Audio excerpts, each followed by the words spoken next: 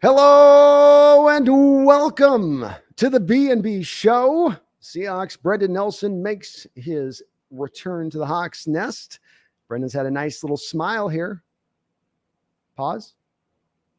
Oh, I'm doing the Peyton Manning, man. Oh, Peyton Manning? See that last night? Oh, that is the Peyton Manning. I didn't recognize. Yeah. That's the meme. That's me. I was looking for the face. You got to do the Manning look on his face too, where he goes.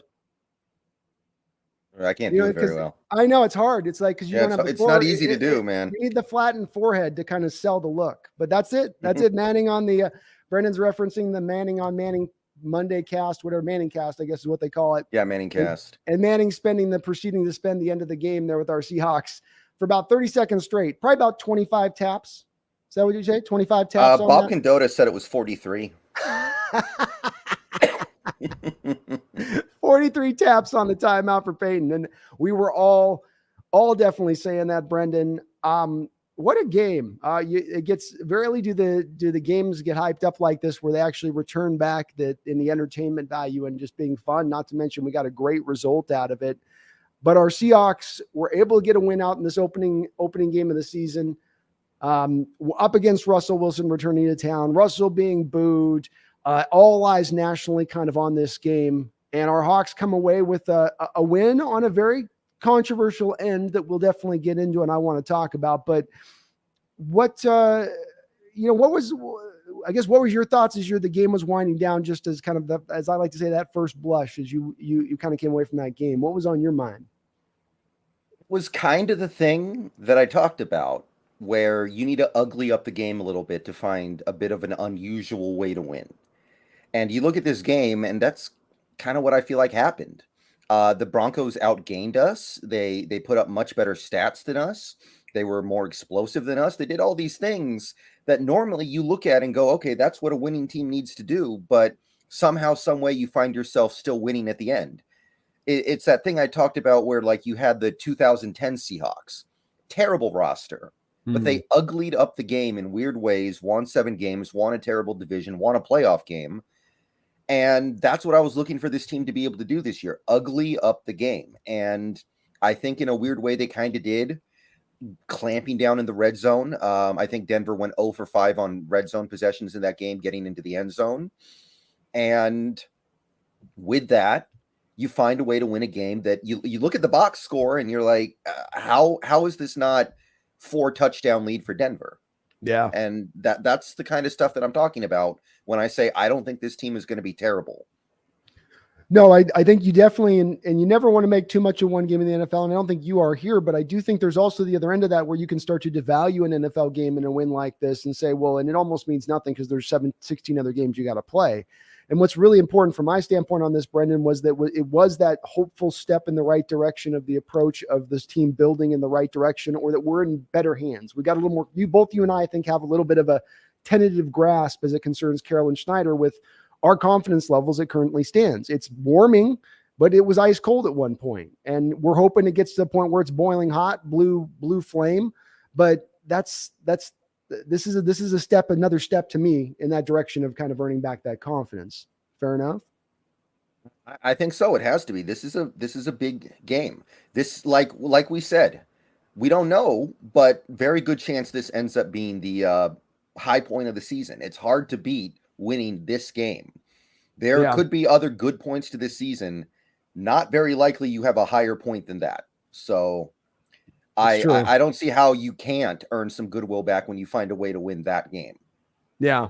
As I was saying, I think it was at the very least, it was a 9 out of 10 situation as far as experts go, saying that the Broncos were going to win this and win this pretty wildly, running away with it. And so this was a big time upset to turn this over, even though you were playing at home. Did you, strategy wise, Russell Wilson had a pretty good day against your Seahawks. He came into town and he had a couple of moments that were rough that we can discuss. There were 2 interceptable worthy plays out there that were right in the hands, and Jamal Adams, of course, with those stone hands, it can't catch. And Diggs usually is going to make that interception in the end zone, but nonetheless, he could have also had more yards on the PIs too. He could have been well over 400 yards on the other side of it with the PI yards that he was given on a couple of other plays, not to mention a couple touchdowns potentially in those plays. What did you make of his performance? Did you think, he gave the Denver fans reason to believe that this is a good investment here? This is what we should have done. This is exactly what is, there's something I'm sure you've read about with some people going, well, see, this is what happens when you get Russell throwing 40 times in a game. This is the results of that. Or do you think instead, I mean, where do you kind of sit if you're, I mean, he played okay. I don't Mhm. I don't I don't understand this argument that he played good though, or that he played really good or anything like that.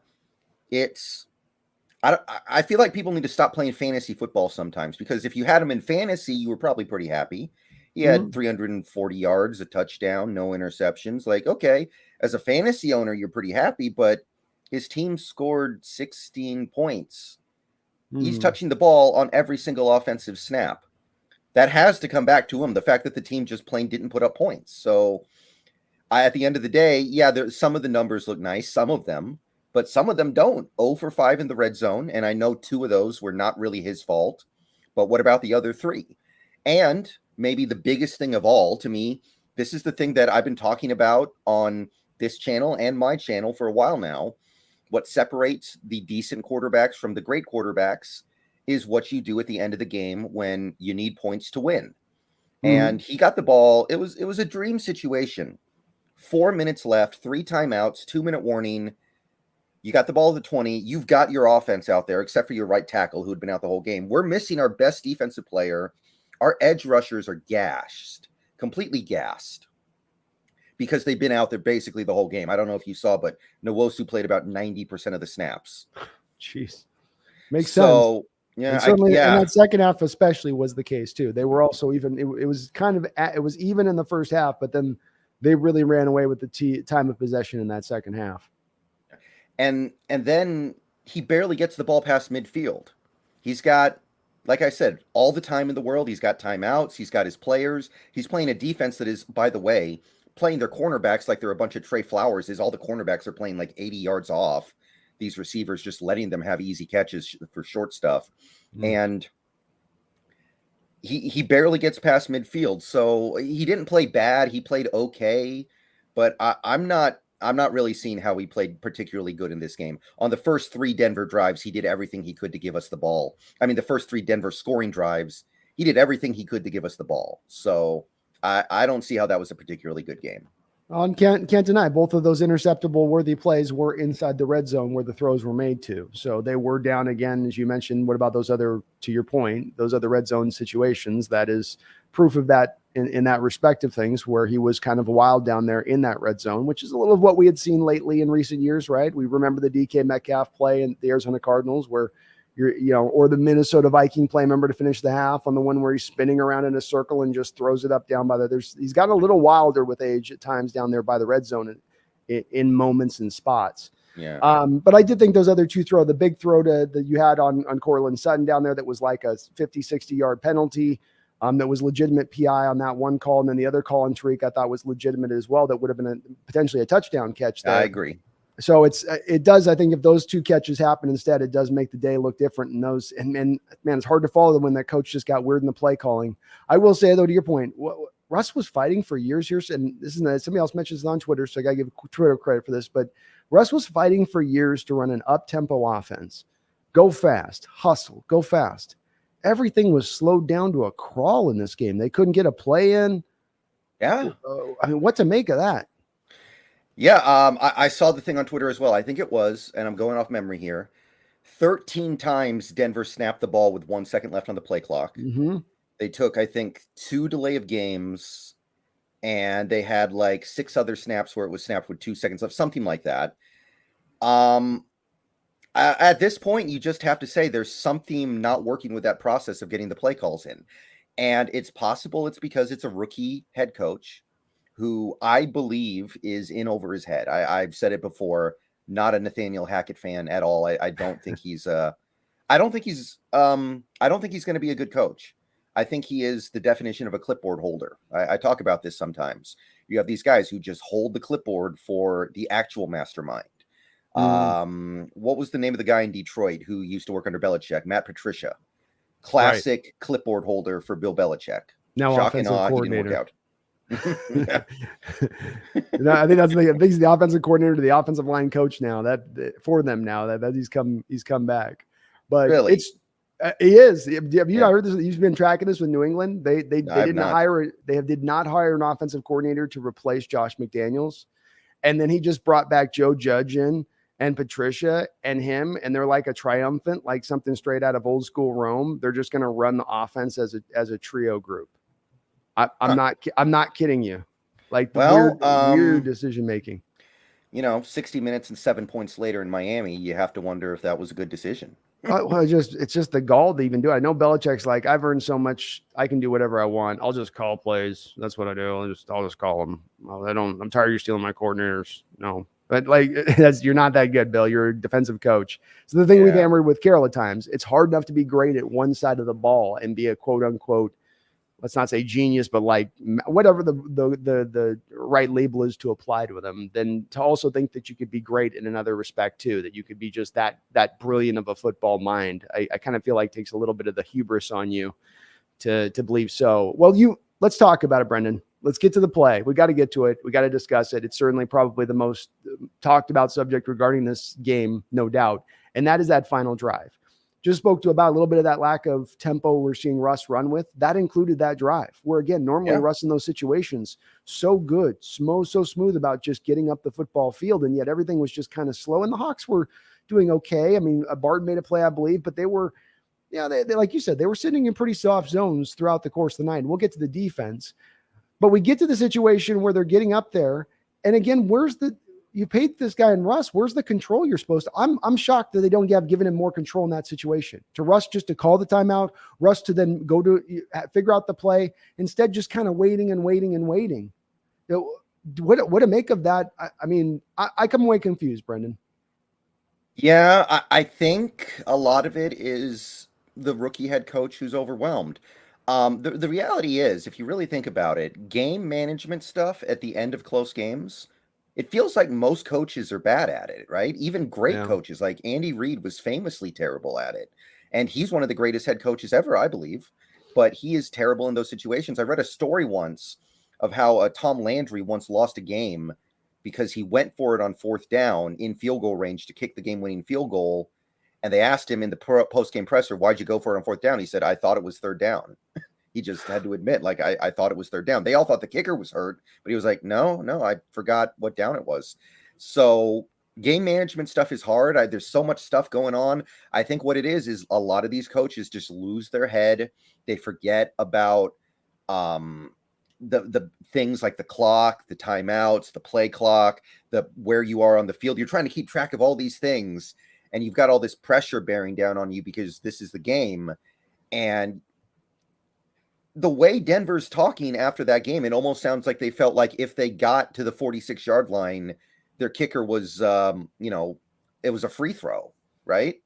It's really bizarre. It almost makes me think, like, I was almost wondering, like, do they think they're down by 5 points and a 64-yard field goal is worth a bonus, like, extra Exactly. points or something? It's like when they play basketball courts and they put the little, like, 4-point spot in those, like, semi-pro games that's, like, near in between half court or whatnot. They thought they were getting, like, an extra point for kicking far.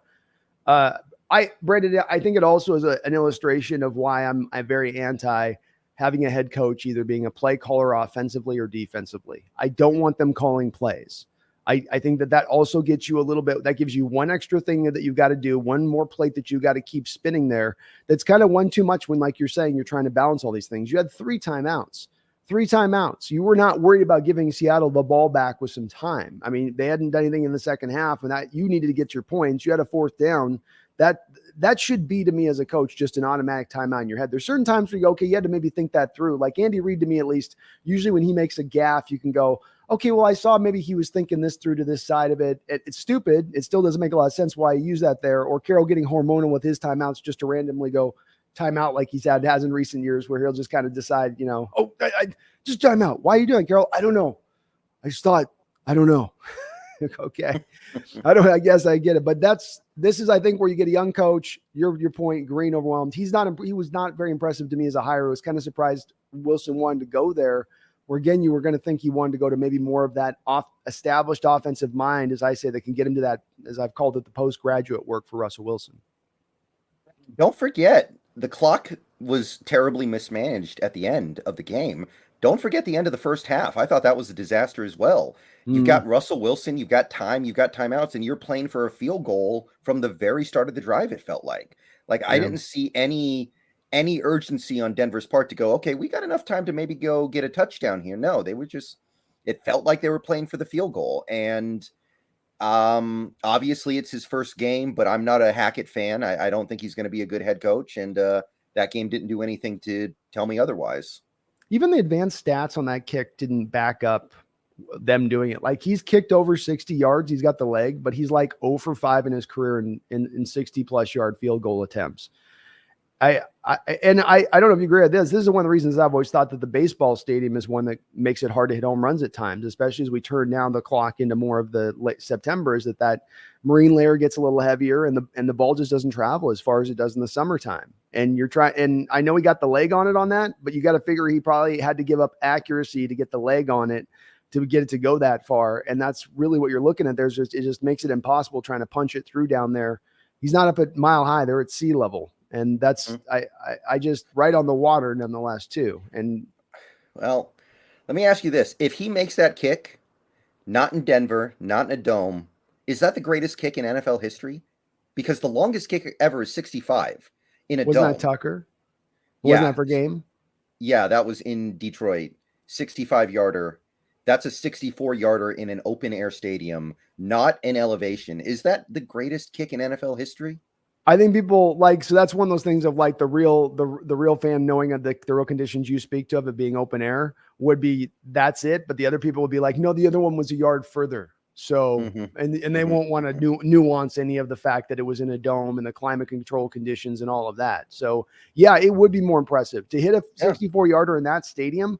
That's and their kid. That's the tough end. Remember, that's the I call that the Paul Allen end. That's the end down where the Rams were kicking a couple years ago with Legatron, and he pushed it a little bit to the wide right side of it, and this guy actually hooked it to the left.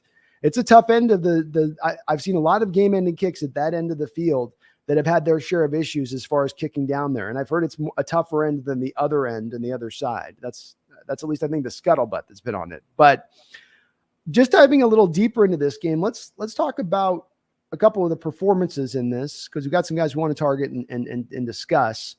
We both are in agreement. It was a ridiculous decision by Hackett, and I think he's getting roasted appropriately for that. I think also his time in Denver. How long does he last? What's your, if you're laying Vegas bet odds and they give you $20 and said, here's a free $20, put a bet on when Hackett's. I think he's one and done. Yeah. I think he's one and done. I think he's overwhelmed. They married themselves to Wilson, so they're stuck with him for at least 4 years after this year. They can't do anything there, so they're going to be like, wow, we traded the farm and got nothing out of it. Somebody needs to pay for this. It's not going to be the quarterback, and therefore there's one guy who can pay for it. I think you're probably right. Unless they really do turn it around, and look, their schedule doesn't get easier. I know you can say, well, threw for the yard. The schedule's not getting easier for those boys. They got to go through the rest of the NFC West. They got to go through their own division, which is still looking every bit as tough as we thought it was going to look prior to the season starting. It's going to be an uphill climb for our Broncos, and hopefully for our sake and that pick. Could you imagine getting a top 5 pick where we get into the playoffs and then get a top 5 pick as well? How needy that would be. Yeah. They are getting the Niners early though, which is to their benefit, I think. When you look at what the Niners look like right now and getting them at home in September in Denver, they usually don't lose those games. True. And Russ, I thought I'm a little different with you. I do think I thought Russ played a little bit better, I think, than you, though. I can't discount the turnover-worthy plays and on the spot of the field that they happen, especially considering the red zone troubles. That's tough. That's a tough look on the quarterback in that moment of things. Geno Smith, he was awesome to start this game, reminiscent of last year with the Jacksonville Jaguars, where he started out perfect. 13 attempts? Was it 14 attempts? I lost something track. Like that. And not only was he hitting attempts, it was on legitimate passes. It wasn't just whipping it all over the field. There was a lot of short stuff in there, but he's also hitting those plays on time, like the in-cutting route to DK Metcalf on 3rd down. He wasn't panicking in the pocket. I thought his navigating of the pocket, to me, Brendan, almost above his throwing, was what impressed me as much from him in that performance. What stood out for you and what you saw from Geno? Well, I want to paint a picture here real quick. It was, I think, the 4th quarter, maybe it was the 3rd. 3rd and 2. Gino takes the snap and just sprints to the right, like it's almost like student body right, and picks up the first down. Was that not the Tecmo Bowl play, the QB Eagles play that everyone Yes, would it run when you was. played as the Eagles? Yeah, Yeah. but you had So Cunningham. yeah. Well, he was called QB Eagles because they couldn't use Cunningham's name in the game, so it was Yeah. just QB Eagles. Like, so I think Shane Waldron grew up playing Tecmo Bowl because that play was straight out of Tecmo Bowl. Let me just lead with that. But yeah, he played an awesome game. Oh, he did. And that's right. That's true. I was like, oh, could you believe it? You're like, wait, you guys are running. What are you running for him here? This can't work. And then he's putting his shoulder down and just diving forward. You go, okay, Gino, I see you. Yeah. I very few negative plays. He did a good job of getting the ball out of his hands when things got a little bit hairy in the pocket, which is something that we didn't see a lot of last year from either quarterback. So it seems like he's come along in that way. And what we saw last night was just the best version of Geno Smith. I think that's what Geno can do. At some point, he's going to have to hit a pass downfield, but he doesn't have a noodle arm. I think he can make those throws when they need to be made. But I love the usage of tight ends. I love throwing the ball over the middle. He's succeeding in the areas that we struggled to succeed over the last several years. So, yeah, you can't say anything bad about Geno. I think on the 2 sacks, maybe he could climb the pocket a little bit to avoid that. But other than that, you could probably count the number of mistakes Geno made on one hand in this game. He played very well. And even in the second half, when things were kind of bad, we had like 40 yards in the second half. I didn't get the sense he was necessarily doing anything terribly wrong.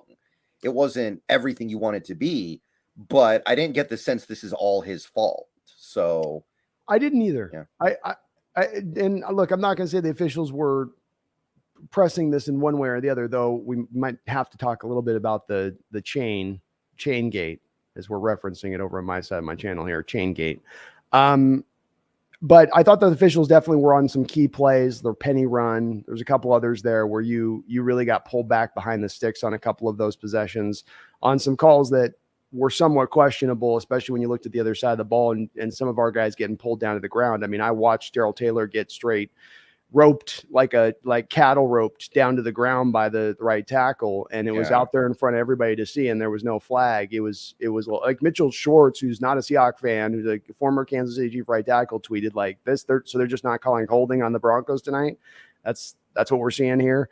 But he just gave you a good complete performance, Brendon. And I think the downfield stuff will come. The oddity from it when I look at this game is, I think, with why you don't see the downfield stuff here is look at the run to pass ratio in this game.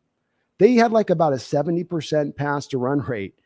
Oddly, really putting his hands. That was probably the strangest thing for me of all the strategy approaches that they brought to this game was going, well, we're going to throw a predominant amount of this time and not 55-45. I don't know if it's by design that they end up at like 70%. And my math could be wonky. I think I did the math last night late, so it might be off, but it felt like about that at the end of the day. Do you think that they just counted on the Broncos just trying to barrel up and stop the run? And the Broncos brought some good fronts, but they weren't bringing 8-man box fronts all the time. I think possibly when you lose Damian Lewis, you aren't able to do all the things in your run blocking that you want to be able to do because that's his specialty. So maybe that loss was felt a little more than I thought. Yeah. Having Phil Haynes out there instead, or maybe it's Gabe Jackson instead. It depends on what this team decides to do when Damian Lewis comes back. But maybe with that being the case, because the run blocking I didn't think was great last night. I thought the pass blocking was. So maybe they recognized that and were like, okay, this is how we win this game. We could just run the ball for 4.5 yards a carry, but we feel like our personnel is best suited to actually open it up a little bit. And they mostly got it right, especially in that first half when the offense was really effective. Agreed. I feel like we really got to see a little more of Waldron unfiltered. Don't you feel like too? This is that there's less of the Carroll-like restraints we saw at times to begin the season last year. This felt a little more pure to something different and new than we've seen before. I mean, 3 tight end sets, and not as we've done it traditionally, where it's a 6th tight end or 6 offensive linemen you're bringing in, and then it's 2 tight ends, right? Like we did with Fant back in the day, or Alvin Bailey back in the day. They're going pure 3 tight end sets and then trying to throw out of it. Not just they're going to run the ball, no doubt out of that, but then actually try to attack however you're going to match up against that personnel wise on the defensive side of the ball. And it's a very unique, not a lot of teams run any sort of 3 tight end looks. Yeah, Colby had what was it, like 25 snaps in this game? I can't remember exactly what it was. He played a lot. He did. And it wasn't because someone got hurt. He was out there to be out there. Disley played 37 snaps, almost 3/4 of the snaps. So yeah, you saw a lot of that stuff. It was very different from last year. And unlike last year, we felt confident in our ability to really take advantage of it. Clearly, our tight ends were the star of the passing game for most of the night. And the second half, it felt like we didn't have the ball very much, so it was really hard to get a feel for what they were doing. But that first half, Waldron called a really fantastic game, and it does feel different. Maybe it's just he feels more empowered to do the things like throwing the ball over the middle and throwing the ball to tight ends that Russ. Did you see the pass chart for Russ from this game last night? It's identical to the heat chart from last season. It's like everything to the sidelines, nothing over the middle at all. It's literally the exact same thing. There was some stuff that was new, but in many ways, he's still doing the same stuff. So with this new quarterback, he seems more empowered to do the things that he wants to do. And I've said it before, Geno's not a better quarterback than Russell Wilson, but he is capable of playing better in this offense. Playing within the system. And that's, you saw that in our offense was what it was more short stuff, which I think helped Geno out in getting into that rhythm was, as I've called about for years, was less of trying to find the shot plays, more of let's open this stuff and just a little in cutting route, a little roll out to the side, give him 6 yards in space. You might only get 3 or 4 yards, but just get him into the rhythm of it. Let him get out there and move around and start to get in the feel and the flow of the game. And I think those returns you really got to feel throughout the course of that half because they were committed to it from the jump, including Brendon at the very same time, which is what I really liked about this Waldron scheme. They're accomplishing all of that, fitting the designs of the scheme, giving Geno some short throws to get him in rhythm. But then they're also featuring DK. I didn't love the bubble screens with DK, but I like they're making an effort to get him touches and get him targets. Yeah, I agree with that. I do think that play needs to go because it just keeps putting him in a bad situation. And he just can't stop himself from fighting for an extra half yard for some reason, He can't. And it's not, somebody's going to come up on his legs and curl him up. He's a big guy. That's what you do on those tight ends at times when they've got a guy up top that they're dealing with trying to tackle him. And then somebody comes in and does the little high-low game on him. I don't want to see it. And we got D. Eskridge. That guy was specifically drafted to be your bubble screen, fly sweep, gadget guy, yak guy, move him in space, get him the ball, let him go, let him flow. So let's let that guy do that stuff. DK, I'm perfectly fine having him more be a guy working up the field and stuff. I understand getting the ball in his hands, but that stuff's kind of you're not getting the returns on that. And I think they're just thinking back. Remember there's that Dolphin game where he caught one of those. There's been 2 points. Carroll's thinking about, what they're thinking is there's the Dolphin game, remember, where he caught it in Miami a couple years ago and then scored on the yak. And then there was the Cardinal game where it was a penalty on David Moore at the end of the game that got called back, which was on a bubble screen that he housed on that play. And so they're thinking, I think, about those plays, but this is one of those things, man. I think it's too risky to be having him run those bubble screens. It's not his game. He's not he can be a good yak guy, but you kind of want to have him more out in space. I like the thought though, Brendon, those tight ends, 3 tight ends. If you can somehow eventually get that extra save, that last safety, that free safety to creep even a little bit in the box, if you can be effective running out of those 3 tight end sets, and you've got DK as the one wide receiver on this field at that point, because that's how you'll run that. Now DK gets to go one-on-one with a lot of space on the back end because everything's compacting down to potentially stop the run. If you can be really effective in running out of that formation, which is, of course, easier said than done. Yeah. And I think, like I said, the run game will get better when Damian Lewis gets back because I do believe he will get his starting job back one way or the other, and that's going to help the run blocking. And just in general, I mean, when you look at it going into this game, for Rashad Penny to only get 12 carries, you would have assumed we were getting blown out and had to throw the ball every snap. But here we are. We led the whole game. Denver literally never held a lead, right? Yeah. And yet. It's the part what throws me off on that. Sorry, but that's the run to pass thing throws me off on that. Like you said, you're in the lead most of the game, but they tactically went, so no, we're gonna throw the ball here. They really did commit to it. And I saw at times like the one play that stood out to me, Brendon, was the Parkinson touchdown. I could see they did a backward shot. It's one of those few times in the telecast they'll give you like an all 22 like shot in the live moment on the sky cam. I know you don't like the sky cam, it makes you sick, but they had the shot and there was about 9 defenders up near the box for the Broncos. And so Seattle just attacked it with a vertical concept, which is perfect for that coverage for those guys down. And I think that's what Seattle was dealing with a lot, which was stacked boxes. I saw them running 4-3 under Sam stuff against us to try to at least they had a minimum of 7 guys up around that line of scrimmage at kind of all times. And their safeties would creep at times too, not be full on 8-man the box, but they were aware of it. They were aware of Penny. They were feeling him on that. They definitely had some concern. They should be. They were down one of their starting inside linebackers, and Penny was the best running back in the league over the last 6 weeks. So that makes sense why they would play like that. And to credit to this coaching staff, they came out with a completely different game plan from what you would have expected and took advantage. Really, it was kind of a fluke we didn't have 24 first half points.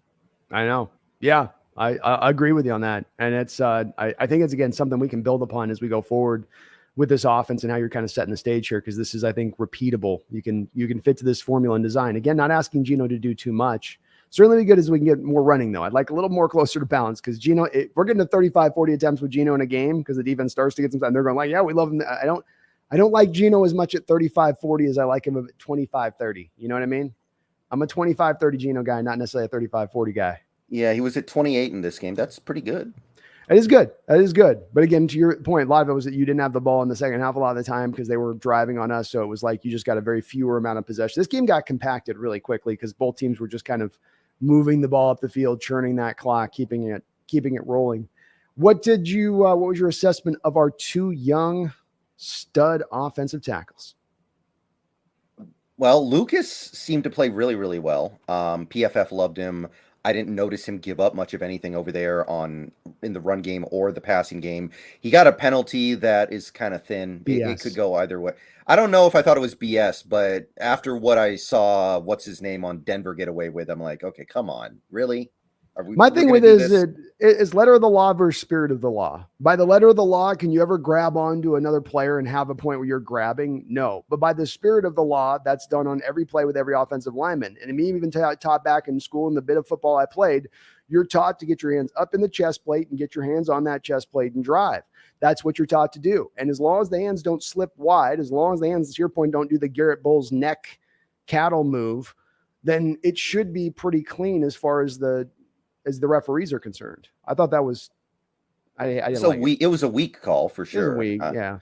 At the very least, it was weak. But other than that, I think he played a pretty fantastic game. No problems there. Cross got pushed around a little bit, but I still thought he held up fine overall. Agreed. I think he gave up like the 2 sacks on both those sacks. By the way, Geno, you could argue, needs to climb the pocket. Like there's a space in front of Geno for him to move up a step or two. Well, I think, sorry to interrupt you. I think what it is, he got so comfy back there, He was getting in that couch cushion. He was leaning back. He had that little extra pillow under his back because he was getting so much time to throw back there. And he thought it was going to be like that 100% of the time, because as the game went on, we got better. But yeah, then those wild, weird moments would happen where Chubb would get Cross.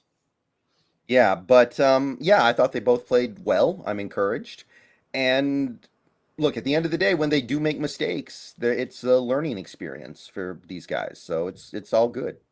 It's true. And I'm a little bit, let me get up on some donos here. I'm a little behind. Randall with the $5 donation says, update on the Uncle Will watch. 43 down, 957 to go. Adjusted average is 59.8. Colby's coming for his job, I guess. So this might be over quickly. I saw him catch it in that first part for the touchdown. I went, I wonder if Brendan's a little nervous somewhere. Yeah. Well, I'll tell you one thing. Disley actually played more snaps than Noah Fant. I found that interesting. I was thinking maybe it's because we're trying to protect our rookie tackles, so we want to have our best blocking tight end out there as much as possible. Maybe. A little bit, but I didn't see them helping the tackles out much. Did you? And I didn't watch. Yeah, that's true too. So I can't say I didn't. That was not something I was locking in on. But it seemed like they said, "Hey, you guys are on your own out there. Let's see if you can hold up." But he was out on the field. I think he's the thing with Fant and Disley. Of course, Disley's a pure inline tight end, whereas Fant is an H-back tight end. And on most plays, when you see him, you're usually going to see him in 2 tight end sets versus seeing Fant in a 1 tight end set, because then he's a blocking liability as an inline. He's like a Jimmy Graham. You're trying to pull inline then in that moment. And as we've seen, that's kind of tragic when you're having that guy try to take on, let's say, even a defensive end, like sometimes those guys have to do. So I think it's more, to your point again, the blocking there is really what was, I think, driving his usage in this game. But yeah, after that big play, that was interesting. We'll see if he can get to 1,000 this year. That would be if Randall predicts that one, man, you better get a lotto ticket, Randall. You better get a lotto ticket if that 1,000 comes through on that. But thank you for the $5. Garth Knight with a $5 donation as well. Appreciate you. It says Killer Bees. The Hawks are a 9.5 dog in the land of the Zodiac Killer. Can they cover, or will it be a bloodbath? No pun intended. Oh, I see what you did there. Okay. Okay. That feels like too many points for Trey Lance, doesn't it? That's too many. Vegas is counting on that slingshot situation you get, where you have a team that's very talented and very well constructed, coming off a really bad loss where they were somewhat embarrassed by just losing the game in the situation. And I think that's what Vegas is telling you, is that we think they're going to come out ferocious and hungry to get this done. So I agree, Brendan. It does seem a little bit high. I am still a plus guy when it comes to Lance. I think I'm a bit up higher than most people are on him and where I see him even this year. I think he might not be ready yet though. He's 21 years old. Yeah. So you can be up on Lance. I am too. I like Lance a lot, and still acknowledge it could be next year before he's really playing well. I don't think he plays at his best this year. I don't think you're getting that under any circumstance. Could you get a guy if he fits into his mold? I mean, it was a monsoon in that first game. A legitimate monsoon. You haven't seen rainy conditions like that in an NFL stadium in quite a long period of time. And that's going to level the playing field. It's going to make the receivers unable to cut it and get any separation. Everybody's going to be a little bit behind the 8 ball. So I want to see him now, really truly in conditions that are a bit better and make an assessment at that point. But I think that he could still be even dangerous this year, and then it really give him, let's see where he's really at here with everything kind of set. The problem with the Niners to me is the interior of that offensive line. And we'll get to this when we go to your channel, of course, doing more of the preview on this, but that interior of that offensive line with Mack, Lake and Tomlinson gone. I don't really have as much trust at the other guard spot as either. And I think that's the place with them for a team that wants to run. And then you look at the running back situation being back a little bit. They're down Trey Sermon now because they cut him, and then they're down Elijah Mitchell for this game. Yeah, it's too many points, man. 9.5, too many. That is too many for Trey Lance. I saw I think a video somewhere, a guy said to always take the under on a 9.5 point thing. Always take the thing like it said it pays out like 58% or something. I think I saw. It's not scientific numbers, and I don't bet, but if you want to bet. Thank you, Garth.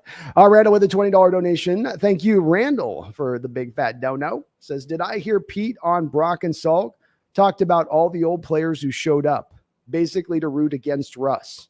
They felt comfortable coming back now. Was Russ that divisive?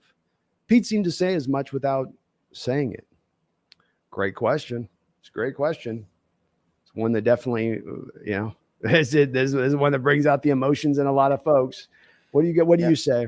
I mean, the proof is in the pudding, right? How many players need to come out like this and say and talk like this? Like honestly, if I had to guess, whatever it is that Wilson does to make these people not like him, I don't think it's malicious. He probably doesn't mean anything by it, but there's just something with his personality that people don't like. Like Doug Baldwin hates him, and Wilson made Baldwin's career kind of. Who was Baldwin before Russ came around, right? Before Wilson showed up, Baldwin was just another backup receiver. And with Wilson, he was actually playing at an all-pro level for a couple seasons there before his body gave out. Like, how can you hate that guy as Baldwin unless there's just something with him that is really, really not good? I don't know what it is, but clearly he's doing something very wrong because so many guys just can't stand him. I think you're right about it. It's not malicious from Russell. It's not him being on purpose rubbing these guys the wrong way. It's just that he's got that one-track mind approach, and I'm sure it's very hard to sometimes get to him in that mindset, and that can be a little bit weird. As I said on my live telecast, there was a story that came out in like 2015 as this stuff you started to hear about some of this bristling where players that would come to his Mariner box to watch a Mariner game, and he'd ask him to sign an NDA when they came in the box. I didn't hear that. Yeah, and you go, and then you just think about that through, like, you sign it, and what if I do say something, Russ? What if I do say something? You gonna come back and sue one of your active teammates? Are you really gonna do that?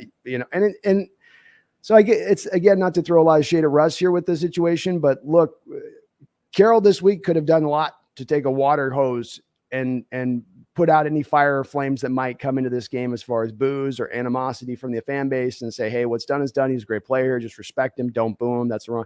Instead, he's like, I'm not going to tell him what to do, which was basically, let her rip, boys. Let her rip, girls. Let them have it. He shouldn't tell them what to do, really. I mean, they're paying a lot of money to be in that stadium. They should do whatever the hell they want. And there were a lot of people pearl clutching over the booing. And I got to say, like, at the end of the day, he got booed on the road in a hostile stadium playing for the other team. Like, it's not like people pulled out their BB guns and started shooting at him when he ran onto the field. I don't understand people acting like, we weren't throwing batteries at him. I was just going to say, that is perfect way to put it, Brendan, because that's the way with the tone of how they're saying the boos. They're like, your boos are equivalent to us throwing batteries at him or pelting him, which, no, this is football. He's an opponent. He spurred us. He may have had all the reason in the world to do so, but he's still done it. And so we've got a right on that point to say, and let him hear that we didn't approve.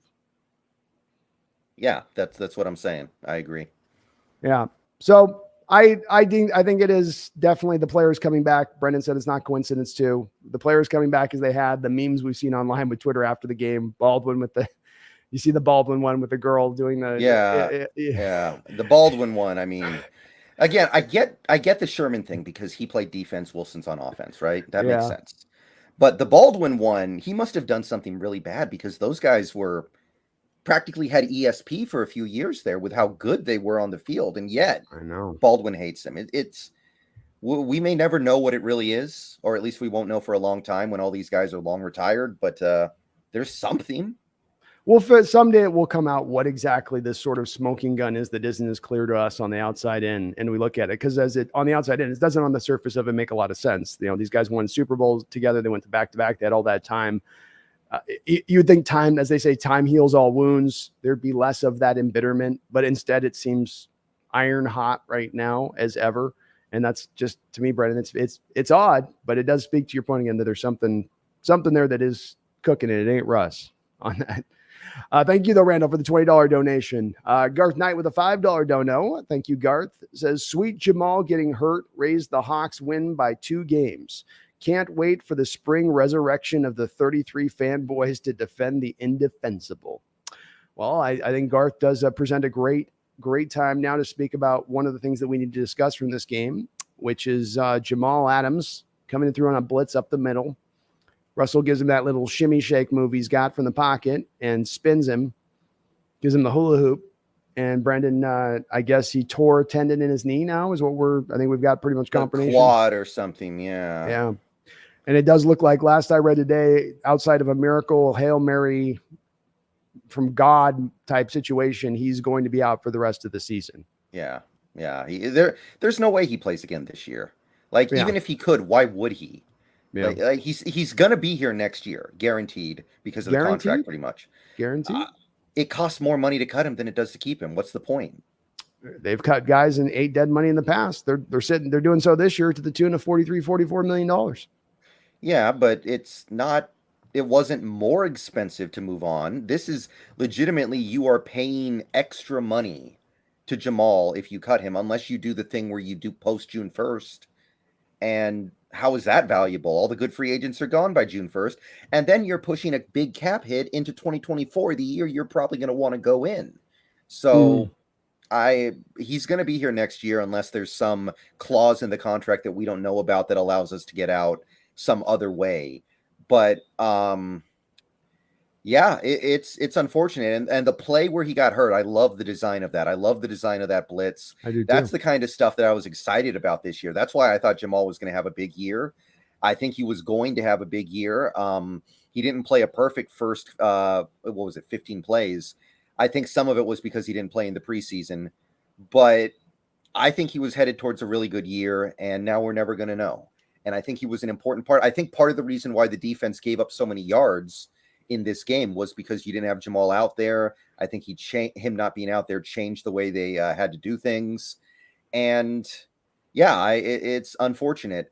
And we're never going to get to find out if the Jamal thing could have at least paid some degree of dividends, because at this point, you got to say his body is shot.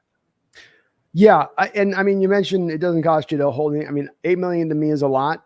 But again, for a team that swallowed as much dead money as the savings on Bobby were good, but they weren't amazing. I mean, not to the tune of what the dead money hit that you're eating at the end of that is. And I think it's one where $8 million is a bridge they might be willing to walk if they think this guy from a physical standpoint just can't hold up. So, do you have, maybe it's as much about what is the faith this team has in his health situation? And if I'm Carroll and Schneider at this point, shoulders that have been multiple times broken over, fingers that have been fused, torn this, pulled that, it does get to a point where you go, look, for whatever reason, this just ain't working. And, maybe you have another place you're able to go excel for a third leg of this. But I think that you mentioned, like, we may be competing next year for being into elite status of team. But I think both you and I look at it like you're probably going to have a rookie quarterback during that time anyway.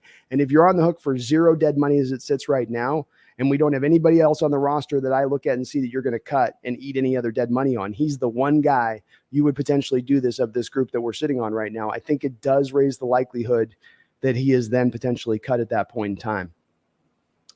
But I guess, but to actually spend extra money just to have him somewhere else, I think that's a bridge too far. Eating dead money is one thing.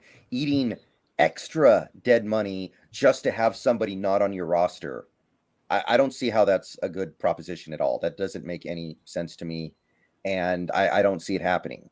Yeah. Well, again, though, it's not just in the vacuum of you're operating a little bit on the auspice that you're having a healthy Jamal Adams going forward. And if the team talks to their doctors and they're like, yeah, he's physically breaking down.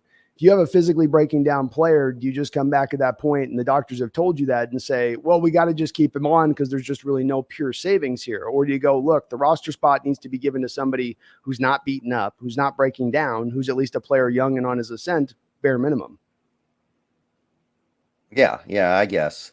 I guess it's possible. I just don't see it, especially when they said the rehab for this injury. I mean, it's not like the torn Achilles where you can be out for like a year. He's going to be ready to go next year, technically, theoretically. Mm-hmm. So I think the team will hold on for that. We'll see how it goes. I think you're right. There's still a good chance it could go the other way with it. I think they will be playing with their mind about. It will be something I think that they do deliberate on, though, and it's not necessarily 100% certain at this point that he is back. But it'll be something to track.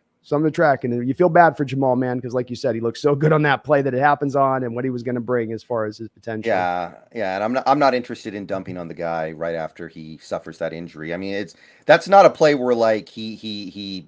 It's not like he slipped on a McDonald's bag in his house, hit the ground, and is out for the season like Brandon Marshall did that one time. Do you remember that? No, really? There was one year, I think he missed the whole year because he was at home. He slipped on a fast food wrapper of some kind, and he missed the whole year or a good chunk of the year. And I was like, I think there was the one guy who got hurt because he had pizza boxes in his car seat next to him, and then he like had to hit the brake suddenly. So he had to lean over and protect the pizza boxes, and he got hurt somehow. Stuff like that, I would be like, okay, come on, dude. We just gave you $70 million. Get your pizza delivered. But no, football's a violent game. I remember that one.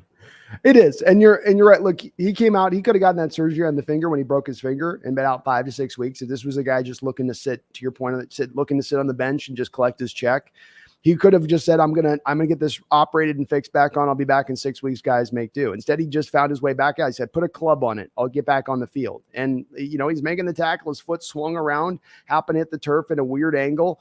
And this stuff will happen. It's, and all that's stuff part about these injuries. They're all different. Fingers, shoulders, groin, quad.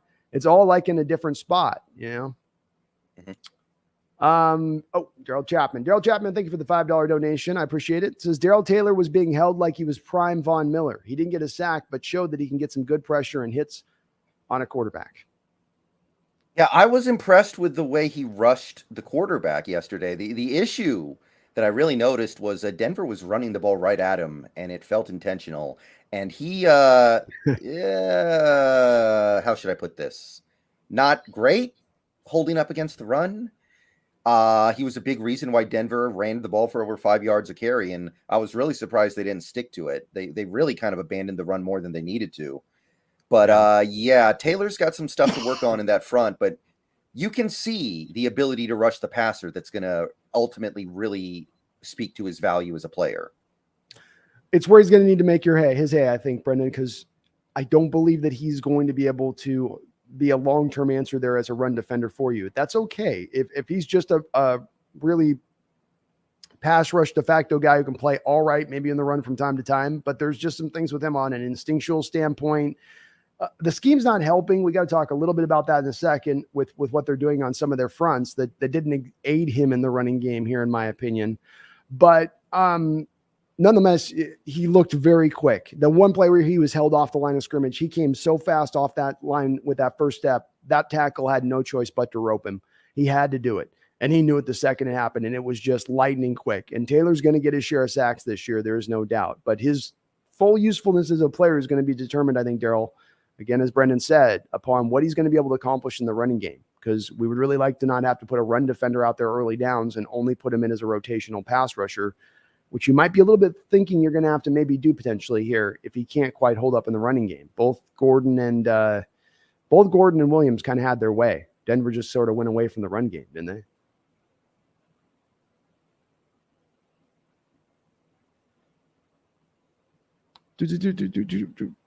You're unmuted. I'm sorry, dude. Oh, my bad. I was looking at the wrong thing. But no, it's kind of weird that Denver was never down by more than 7 points, and yet they really got away from a run game that was working very well. Yeah.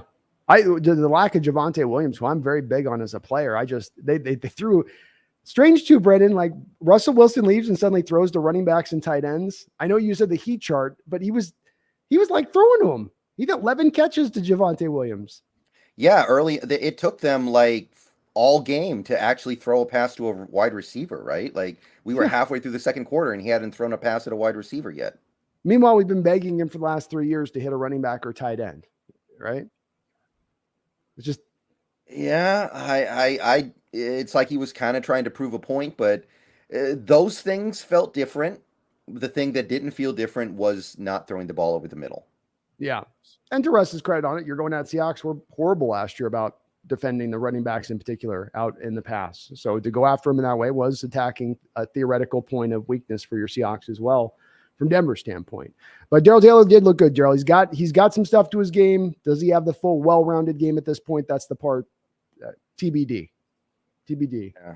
It is kind of his second year when you think about exactly. it, right? He's still a young developing player. You know, the stew's not fully cooked here. So we got to still let it see what it's going to be. And look, he's going to get it. I think he's going to get at least his minimum floor to me this year is at least 8 sacks. I think he's got, especially on a 17 game schedule, if he can stay healthy, he'll get you that.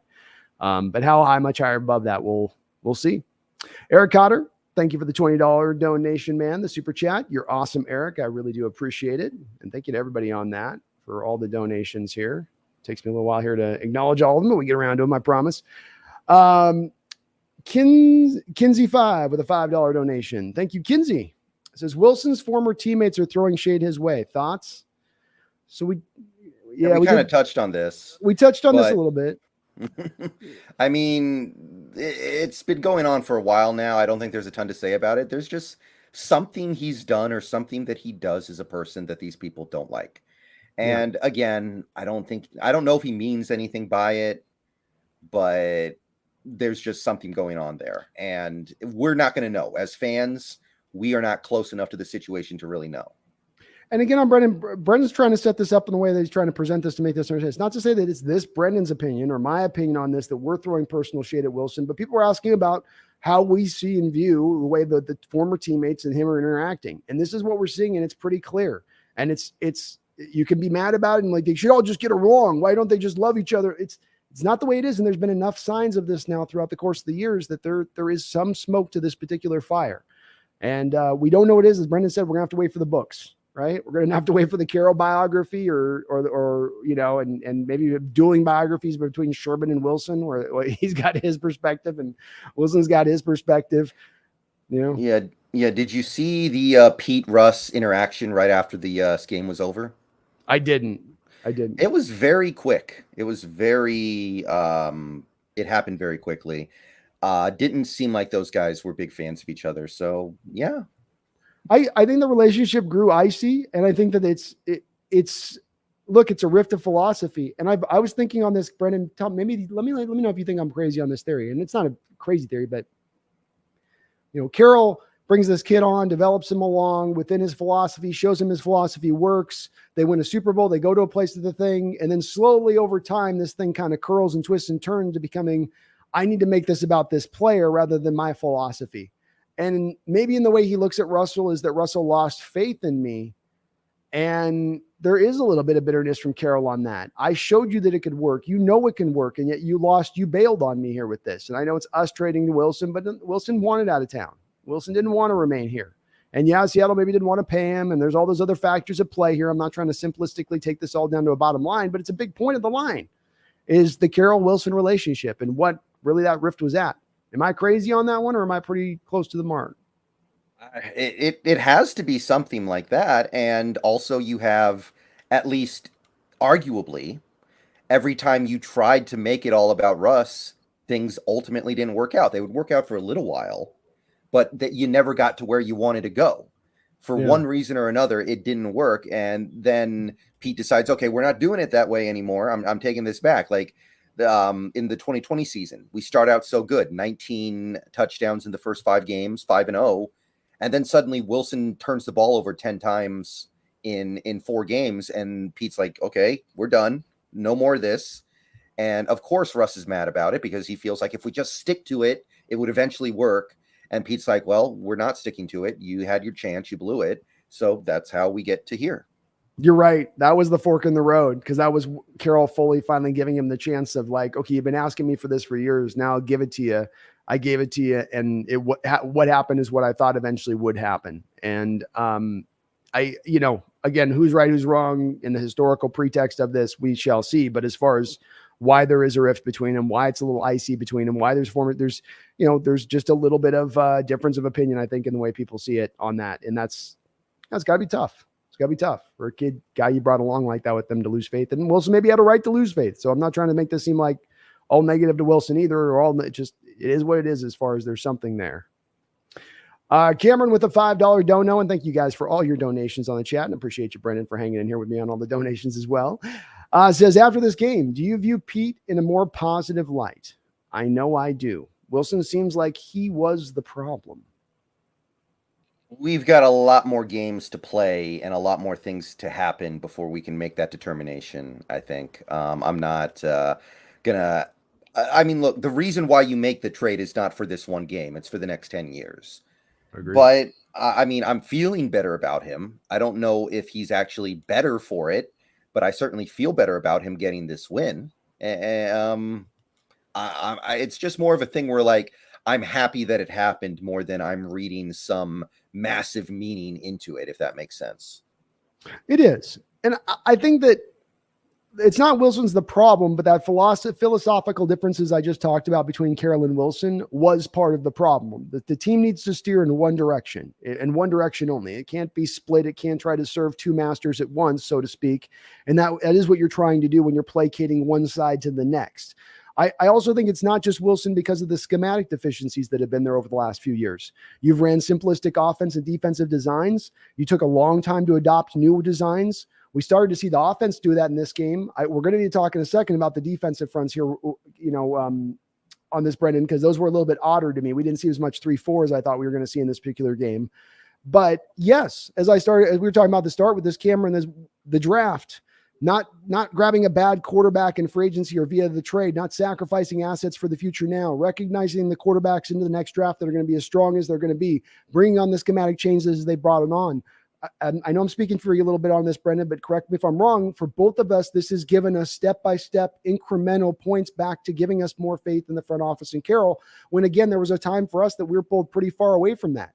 If you look at the beginning of the offseason, I don't think either of us were at sky high places as far as our confidence in either of those two facets of this organization.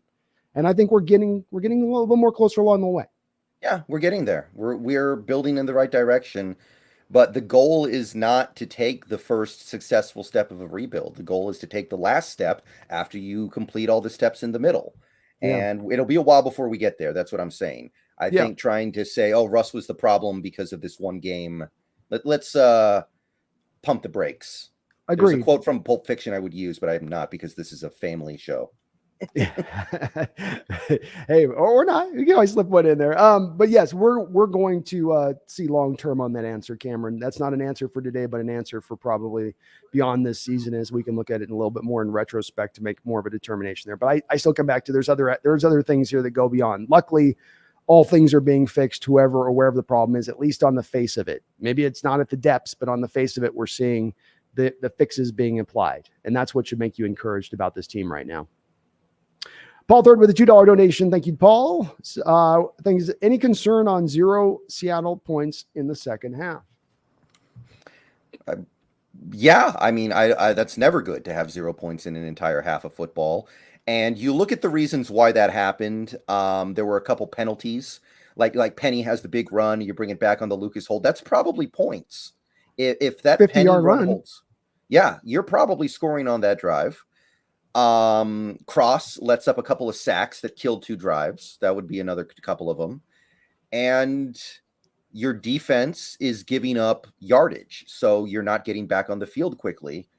You add it all up and you suddenly look up at the clock and you're like, man, we've got 30 yards of offense and we've got 5 minutes left in the fourth quarter. And it just happens very quickly sometimes. But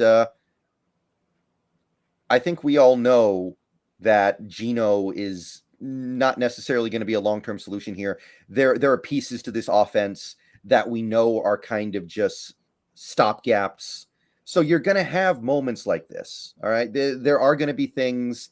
We're not going to score touchdowns every time we touch the ball. We're just not. We don't have the greatest personnel in the world, but hopefully they can do enough to win games like we did last night.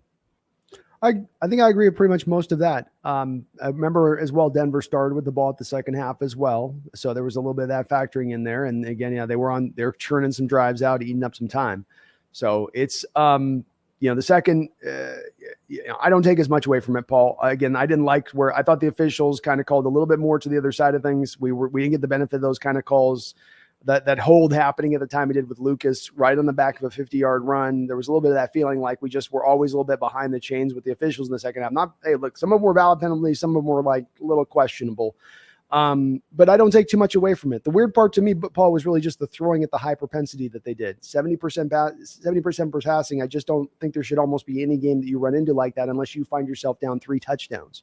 So I think a little more balance in the running game as you move, of course, the core of the game would have cleaned a little bit of that up and will help us moving into the future on that. Yeah, a 1-point lead, 6 minutes left. We get the ball. Geno drop back, Geno drop back, Geno drop back. Like there you go. Yes. I don't know about that. I don't know about that one. Exact. That was the point for me, Paul. What he just mentioned was the spot for me in the game where that key point, and you win 3 straight dropbacks. Penny's not even going to get one handoff here, not even an attempt. I mean, you just weren't even. And Penny was good today running the ball overall. Even though, to your point, the line wasn't always opening holes, he was still getting 5 yards of carry at the end of the day when it was all said and done. Minus that 50-yard run, which would have put him up in the stratosphere as far as his yard per carry average on the day, if it had gone. So I'm not there on that, Paul. I think they'll be okay. It'll be up and down. Geno is what he is. You're going to play on the back of shortening games. Part of why you get to 16-17 is that shortening of games. Oh, Denver, you want to eat clock? Well, we want to eat clock too. Now you suddenly get a game that goes to like 2 hours and 15 minutes, and there's only like so many possessions on either side of the ball to do any work or get anything done. You don't have like a Kansas City Chief game where each team gets like 10 possessions a game to be able to go out and do something. So they're going to look like this scoreboard-wise, I think, from time to time. I agree with house with Wilson. Yeah, you got him with Wilson too. This is the nature of a Coach Carroll beast, as they say, Paul. Garth Knight with another $10 donation. Thank you, Garth. Says Russ would beat the hell out of those retired gossip girls. By the way, it's all about the Super Bowl interception, which is weird because Pete made the call. F. Baldwin, whose career Russ made, and he didn't leave. Now, that was a little bit what Brendon was saying in respect of his standpoint on it, right? Just weird, right? Like they played together on the field at the same time. You just don't see this animosity usually with these guys. And if there was animosity during when they played, if there was some friction, usually once you get 5-6 years beyond it, there's a little bit of a, like I said, time healing all wounds here, Garth. So it's been weird from my perspective as well as when you're in Brendon, just watching this going, why is this got so much vitriol here? What is the cause of this? And Russ is not beating the hell out of Richard Sherman, by the way. There's no way. We got to give Russ credit. He's taking the high ground on all this stuff. As much shade has been thrown at Russ over the years from a variety of the different of these players, he has always taken the high ground. You've got to give him that. He's never taken the bait on these guys on, trying to kind of prod him to get him to go out, Yeah, but if after retirement they do a boxing match like Le'Veon Bell and Adrian Peterson did, Sherman's winning that in the second round. I'm sorry, he just is. You think Sherman takes Wilson? Yeah, he's got like 5 inches on him. That reach advantage all day. Wilson's got that Mike Tyson he's going to get inside that reach. He's going to find a way. He's got still a little bit of short area burst inside. And Sherman's not going to keep him on enough length. Remember, like he's just got that hard head. He can take a lot of blows. He's got that Rocky thing going for him. Wilson does, where it's like, Sherman could be a Paul Creed in him and just like just tuning him up. And he's just like, I can't put him down. Or be like Ivan, like he's made of steel, iron. He's made of iron. Maybe. I don't know. I think I gotta make Sherman like a -170 favorite. I think though. I think Sherman's flailing. I think he's throwing wild punches, and Russell's coming in, getting up close, doing the Mike Tyson thing, doing his little defensive move, come get in close, and then just start laying those little short punches with those little arms. Just toot, toot, toot. It'll be an interesting one. It will be a good fight, maybe for someday. Thank you, Garth. Did you see the Adrian Peterson fight, by the way? I did. Yeah. Bell gave him. Bell dropped him. Bell did. That was right on the button, man. He put him right on the button on that. And I was surprised. I thought Peterson would get him. You hear all these stories about Peterson's hands being like bear claws, like bear hands, and strong as he is. But props to Bell. I never knew Bell had that kind of dog in him. I always thought Bell was more of I would have thought he's the finesse kind of like, don't hit me too hard kind of running back. Whereas Peterson's like the bull is just like, I don't feel anything. So it's kind of weird that it was a different result than what I would have thought on that one. I wouldn't have put money there. Snail with a $12 donation. Thank you, Snail. And all of you guys, thank you so much for all the kind donations. It says Jamal gives 100% every time he steps on the field. He's not getting hurt on purpose. Can we please stop burying the dude? He didn't make the trade, just wanted out of the Jets. Can't be mad at that. Yeah, this is what I'm saying. Okay, the trade is okay. The Jamal Adams trade is bad, but that's not a commentary on Jamal the player. Jamal the player is great. It's like Jordan Brooks the player is great. Jordan Brooks, the draft pick, I still think is bad, although I'm starting to come around on it a little bit as time goes by here. I still look at that pick and feel like I think we could have gone a better way, but you have to be able to separate these things a little bit. Okay, yes, the Jamal Adams trade is a disaster. That doesn't change the fact that Jamal Adams is one of the best safeties in the league. And this stuff, it's not like he has a bad back that gives out every time he takes 3 steps on a football field. This stuff just keeps happening to him. It's bad luck. It's fluky. I don't feel the need to dump on the dude right now just because he's getting really bad luck. Yeah, and I echo Brendan's sentiments on this. I don't have any want to dump anything on him. I'm making a prediction about where I think the front office might go from a directional standpoint, but that's not indicative of him from an effort or will standpoint, or that he's somehow soft as a football player or unwilling to play through injury or easily just hurt. He's had legitimate injuries, and he's been out there at times, as he spoke about last year. I saw it last year in the first game against the Indianapolis Colts. You could see it literally game where he's in on a tackle, takes Jonathan Taylor down to the ground, and the camera's on him as he's on his back, and he's pulling his fingers out of their dislocation. And as he said, that when he got infused this offseason, that happened like 30, 40 times, I think is what he said over the course of the season. And you could see him literally yanking them out in the moment, going back to the huddle to go play another snap. The man's a warrior, no doubt about that. His body might be kind of falling apart on him. Maybe he can still bounce back and find that extra last little gear to stay healthy through another season. But it's some guys, as I said, it's just some guys get snake bit sometime in this respect. And it's no shade thrown at him as far as him not being guy's done all he can to make sure he gets up on the football field, or that he's not tough, or that he suddenly is maybe checked out because he signed this contract. He is not. And he had every want, and I would have wanted to go out of the Jets too, man. Would you want to stay on that Jets team, Brendan? Yeah, especially once they get Zach Wilson and that he's going to be eyeing your mom, and it's like Seriously. you got to get out of there. Jamal had to get his mom out of New York. He had to get himself out of New York. It was going to get dangerous over there. So, yeah. But agreed, Snail. Agreed. We're on board with that 100%. Yeah, be mad at Pete. Be mad at John for making the trade. Don't be mad at Jamal. That's what I'm saying. Exactly. And beyond being mad, it's just about learn the lesson. What's the lesson to be learned from that trade? Don't make desperate trades. Don't undersell your pass rush so that you have to make that desperate trade, not recognizing that's a vital portion of what you're trying to do defensively. So to me, that's more of the important thing than bagging on Jamal individually. Daniel Bailey with a $5 donation. Thank you, Daniel. I think Russ's offseason shade, like implying the city and team don't want to win, had a big influence on the boos. The disrespect didn't go unnoticed.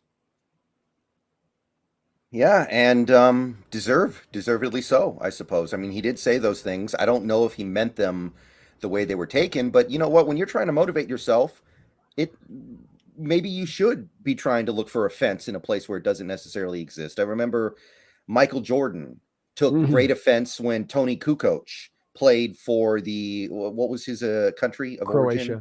Croatia, the Croatian national team. He decided to get offended by that because he was like, oh, he's playing for the other guys. That's my teammate, but he's going to, and it's like, no, he's just representing his country, dude. But Michael got himself so mad about that. He just wanted to kill him. And that's how he motivated himself. So, there's nothing wrong with searching for motivation for things like that in questionable places. Yeah. And I think the fans in this whole situation have had to sit back in a corner and just watch this thing play out from a standpoint of being completely helpless to do much of anything. They supported Russell Wilson through these years as good as any quarterback has been supported in a city. He was loved.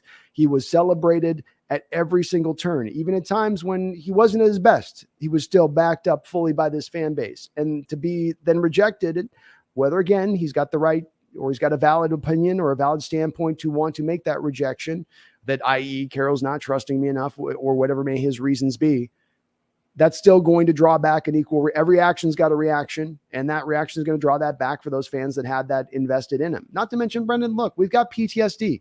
Can we get like if a soldier coming from home, here's a firework go off, can we maybe get just a little bit of room for rope as Seattle fans with all of the stars that have been ripped from us over the years that we've been able to enjoy for this time and then just taken out of our hands and pulled away? I mean, it doesn't at one point or another you get a little bit. Don't you flinch a little bit on that, Brendan? Isn't it going to eventually kind of make you a little mad when you have to see that decade after decade, player after great player? Because we don't have a lot of them come through here. We don't have a Seattle Sonic team anymore.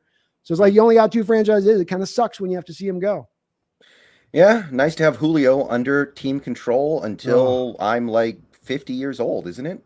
So I'm so glad they did that contract. It was such a beautiful, le magnifique, great contract by the Mariners pulling that off. And we get one guy who at least will get to stay here. And you're right. It is awesome to be able to know at least one guy's going to be here for a while. But thank you, Daniel. And, no, it did not go unnoticed, man. Jeffrey A. Thessel with a $5 donation. Appreciate you, Jeffrey. Another thing to be excited about is if the Broncos suck, we could be looking at two very high first rounders. Did you see that Alabama game on Saturday, by the way? Because this is going to lead into the Will Anderson stuff. Some of it. Nine penalties on Will Anderson in the first half. On Will Anderson? Apparently, 9 penalties on him alone. Goodness gracious. I kind of feel like you should get ejected from the game at that point. You're a danger to everyone around you. How do you get 9 penalties from a defensive? Like if he's not just dusting the quarterback after every throw, what is he holding? It was a bunch of roughings. It was a bunch of offsides. I mean, offsides penalties can pile up, right? If you're trying to just jump the count. Yeah. It was crazy. But if Denver sucks, then he's got to be on the menu. Do you turn your two, if let's say both picks are in the top 10, would you trade up to number 1 to get Will Anderson? No. Maybe throwing a little bit extra? No? Okay. No. Just wanted to float it out there. Not for a defensive end, because defensive end's a little bit low-key. It doesn't get thought of this, Brendan, but it's a little bit low-key like running back at times on the injury rate. You get your guys like Chase Young that burst on the scene, then tear their ACL. Or we saw the defensive player of the year last year in TJ Watt now going down to a torn pectoral that might only cost him, half the year on a minimum basis. I think there's a little bit too much fluctuation on that for me to give multiple picks up to go get that guy for the chance of injury that you run into there at that position, frankly. So no, I'd sit on those 2 top 10 picks and run with that money. I would trust my ability to build on that. And I'll tell you this though, best player available with that first pick. If I've got 2 top 10 picks, I know I'm getting a quarterback in the top 10. I don't worry about if it's not at 4, if it's at 8 instead of 4. Yeah, Jalen Carter from Georgia. That might be the guy. He looked good at like number 4 or something like that. Jalen Carter and Will Levis, like that's something to be very celebrate. Close to a dream scenario, because I think Anderson's a little bit of a pipe dream for us here in the respect of when it all does settle, he'll be that guy like Trayvon Walker or like Hutchinson last year, settling in somewhere between 1 and 2. I don't think we're picking 1 and 2 in any kind of scenario here. So I think he is a bit off the board, but Carter, a little more realistic, especially with the fact there will be teams looking to grab quarterbacks early in the next year's draft, early in that first top 5 picks, I think, trading up for, because there'll be guys that people fall in love with. Somebody's going to fall in love with Stroud. Somebody's going to fall in love with KJ Jefferson. And I'm sure you'll get them jumping, especially all those teams. There's like 3 teams with multiple first round picks in next year's draft, if I'm not mistaken. But thank you, Jeffrey. Appreciate you. And don't forget as well, 2 high first round picks, but there's a double on that. 2 high second round picks as well. Yeah, that's right. Let's not forget that too, Jeffrey. It's not the lead, but it's a nice cherry on top on the back end of that, isn't it? Mm-hmm. We're almost up on the donos here, my man. No problem. Adrian X, Killer Bees. Thoughts on if we could start 2-0, 9.5 dogs. Can we get there? Well, there's going to be a lot to dissect with that game, but we got to work on these run fits, right? They were not clean against Denver at all. They were a bit of a mess, but San Fran may not be having the running backs to really throw what they need to at us. So I guess, to kind of tease the eventual Niners game preview, who are they going to have running the ball? I know they picked up Marlon Mack today, but is he going to be the guy? Well, he doesn't fit to what they want there, where Shanahan wants speed, because Shanahan really does utilize the mix of inside run and outside runs, but he's got to have the running back who can really press the edge quickly in that scenario. That's why Breida did so well and Mozart did so well. Those guys aren't amazing running backs, but they have the skill set of explosiveness and speed to really challenge defenses in the lateral portion of thing and keep them pulled apart so that he can continue to attack up the middle when he wants to in the running game, as well as offset that. I think they drafted the kid with the hyphen name late in the draft, I believe, like the 5th round. So he was pretty deep at that point into where they picked him. I think the running back situation is going to be a one to monitor here, Adrian X, along with maybe some questions about the interior portion of that offensive line for the 49ers. I think they're going to okay enough at the tackles. Certainly Williams is amazing. McGlinchey's okay. He's okay. But inside, you might be able to make some room there. The tough part, though, again, is I feel this way about the NFL. There's so much emotion that sways week to week. And then when you as a team suffer that kind of loss like they did in Chicago to open the season, it was a 10 a.m. game, monsoon conditions. Everybody's like starting to sell on the Niners off that one game to a degree, and selling on Lance specifically. That's the kind of game that you get teams usually bouncing back who have that kind of pride like 49ers have shown over the last couple of years and that are that type of team. So I do think we're getting their best swing, I guess. Brendan, don't you think? Yeah, but wouldn't it be nice to spark the QB controversy if Lance has another bad game against us? Nothing would be better. Yeah, it's like somebody had the tweet, like 49ers fan base if Trey Lance has another bad game against the Seahawks. And it's the picture in Captain America's Civil War when the 2 superhero groups are about to hit each other at the airport. Oh, yeah. It's going to be like that. They're trying. Look, Niner fans, and they're fairly kind coming to my chat. But look, they are definitely like over being beat by Seattle over and over again every year for the most part. They're over it, 14-3 or what? With some ridiculous record of the last 10 years against them. It was bad. It's been bad. It's been a rough road for them, and they finally think now they're getting out of jail. They finally think Russell Wilson's gone. Now we're going to be much like the Broncos thinking he's going to solve all the troubles. Now they're thinking, well, this will allow us to now beat Seattle ad nauseum. Well, we'll see. And that would be the greatest thing, Brendan. You go beat the Niners, and then the little extra you get on the other end of it is that not only do you beat the Niners, but then you also, happen to also watch them get into some infighting between Garoppolo and Lance and divisions in the locker room and cliques developing. Wouldn't that be nice to see? They need to trade him to Dallas just to get him out of there so there's no controversy almost. I think Jerry's just going to try to put Dak back up on the field. We're just gonna put him out there. Okay, it can't be worse than this Cooper son of a bitch. We just can't do this. Guy, just bring him out there. We'll put cast on his hand. We'll put some sticky on it. Let him throw. They should just go get Ben DiNucci back. That guy, I mean, he was kind of fun. They ran It this was weird fun. like wishbone offense with him. His name sounds like a college pizza spot, which is, that's a good one. Yeah. Yeah, are you I'm with it. gonna go get something to eat after the finals? Yeah, I'm going to Ben DiNucci's. I want the Danucci's, you know what I mean? They got that Bazan, with the Buzon. They got to get the Brazil, It's all good. Mm-hmm. Yeah, No, just have fun with it. You're gonna lose anyway. yeah, no, I'm the Cowboys are interesting on what they're going to choose to do in that situation. They think but it does sound like they're going to try to bring back Dak as fast as humanly possible off of a surgery to his hand, which as we saw with Russell Wilson last year, you can do it. But when that hand ain't 100%, you kind of need the ability to fully grip a football to be able to throw it properly. You can't really operate with like 80% dexterity. Yeah, I think they did that with Romo once, and then he immediately re-broke his back. So time is a flat circle. The Cowboys just keep going round and round we go, Jerry. Round and round. Thank you, though, Adrian X, for $2. And hey, it's possible this week. I don't know if I'm predicting a win. We'll get to that on our prediction show of because we got to still kind of both me and Brendan, I think, do some research on our own about where this Niner team is, where we think they're going to be. But it's possible. If they can play like they did this last Monday night, offensively and stay consistently, run the ball, Geno can do what he was doing. I certainly could see them having a chance of being able to pull it off. Renown Rivers Pacific Northwest with a $5 donation. Thank you. Appreciate it. Says take on the Hawks drafting 2 players who play same position. To me, this is what is your take on the Hawks drafting 2 players who play the same position? To me, this is a good way to sift through rookie talent and find some consistency. What do you think about that as an approach? Well, I loved it because the 2 guys couldn't have been more different. One guy is the guy who started 50 games in college and looks like a relatively ready-to-go out-of-the-box product. And the other guy is the guy who clearly doesn't look like he's ready. Now, somehow they switched places. Kobe can't even stay on the field for more than 2 snaps. They did that Disney movie where they swapped their souls swap bodies. Freaky Friday? They were Freaky Friday it. That's what they did. Yeah.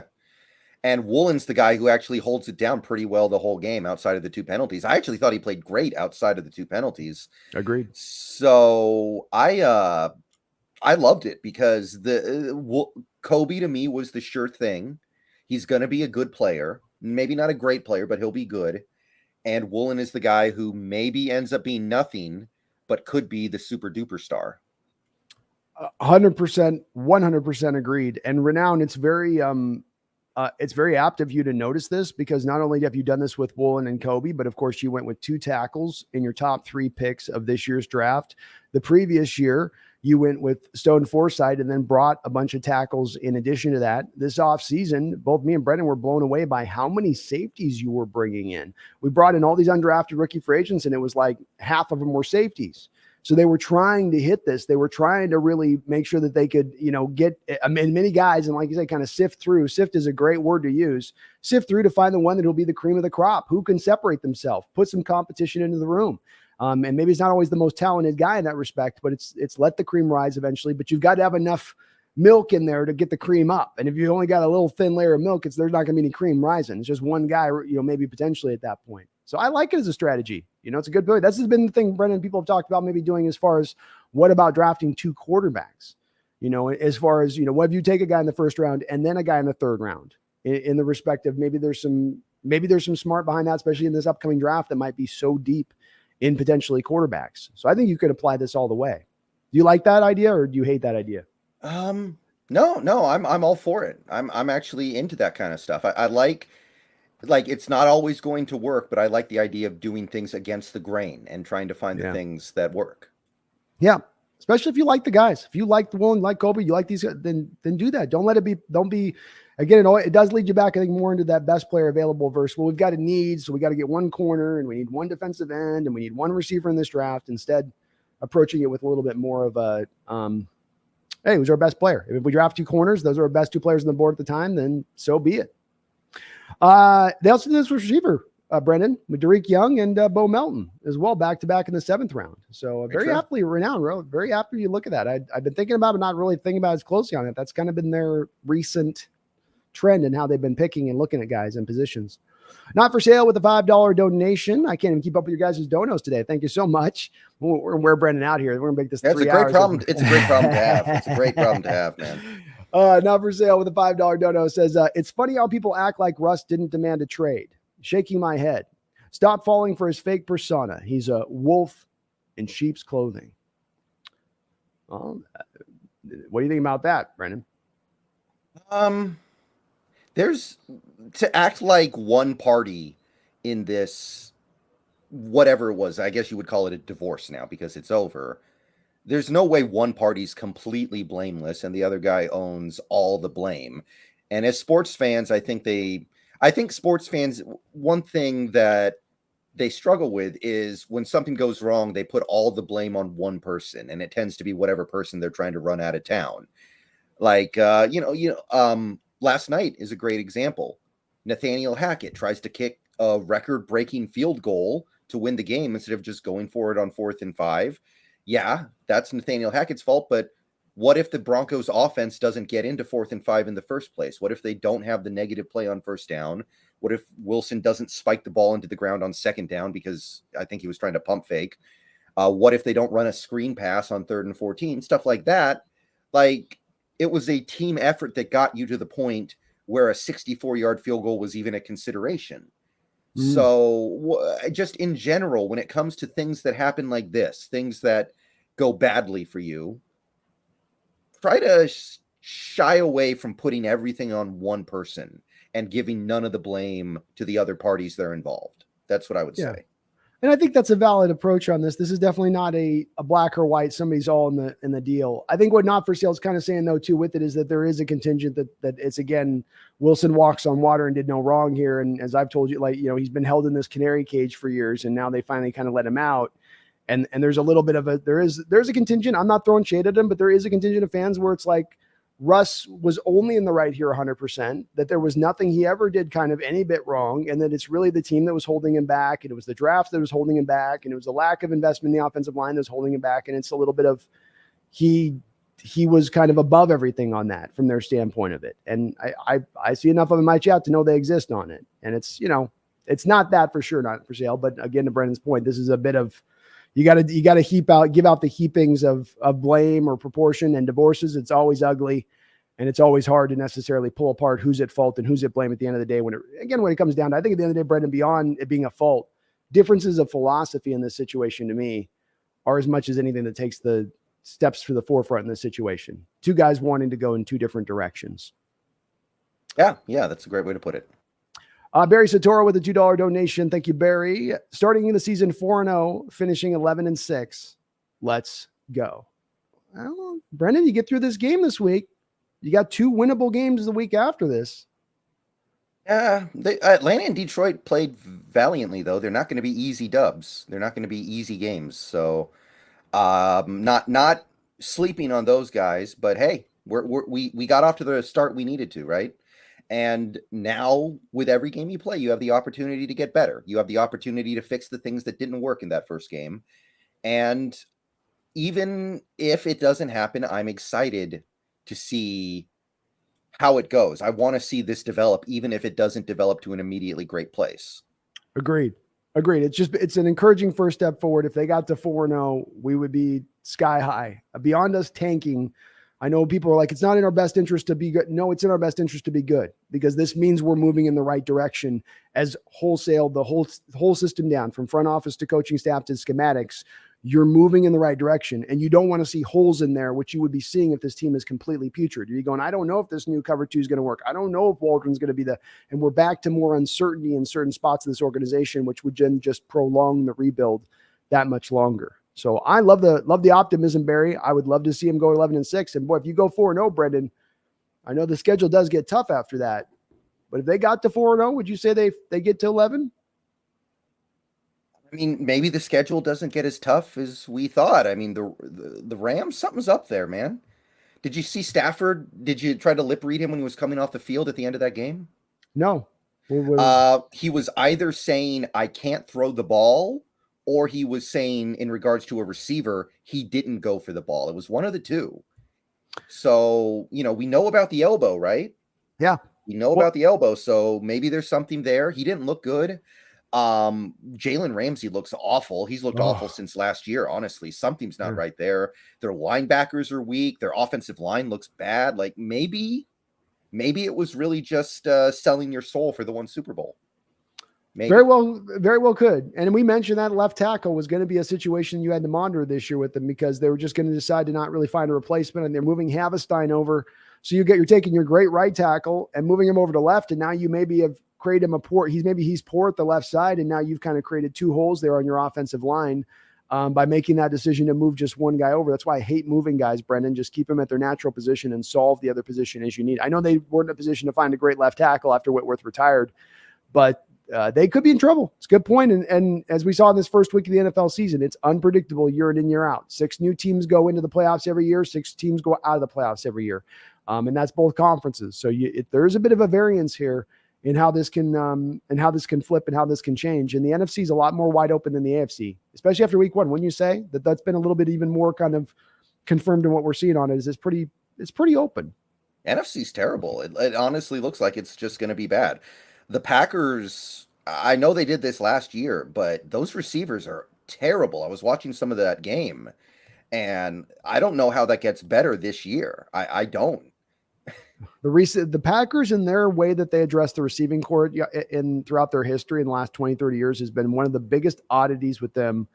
I don't understand why it's such a blind spot for them, but they're very strange in their approach to the receiving corps. You decide to bring Rodgers back, but you don't go all the way and really get everybody back in get him a receiving corps round. If no Adams was here, then go make a trade for a Tyler Lockett for future picks. Go get some established guys if that's what you want to go. Not that I want to see Tyler move, but just Packers go be aggressive on trying to find a deal out there. And they weren't. We didn't even hear any rumors of them trying, Brendan. They're like, no, we've got our approach. We've got the way we go about it. And I think it'd be rough for them though. I think you're right. Yeah. Dallas Dallas's season is basically done at this point, Done. and Cooked. it was never really. I don't think it was kind of over before it started anyway, quite possibly. Yeah. I know it was a monsoon, but the Niners didn't look good, obviously. I mean, that was one of their gimmies, and they blew it. Mm-hmm. I'm looking at these other teams in the NFC. Almost lost the Falcons. I'm sorry, what was that? Saints almost lost the Falcons. Yeah, they actually probably should have. They were down the whole game. They were behind the whole game. That's a good point.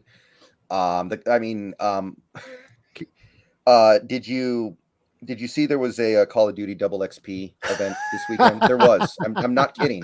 I know. Kyler's going to hear this about the rest of his career. He's going to hear about Double XP. He's going to be like, he's going to be mentioned on his Twitter and Double XP weekends forever. Yeah. Yeah. But on a serious note, the Cardinals did not look good. No. Not that that's surprising, but they still didn't look good.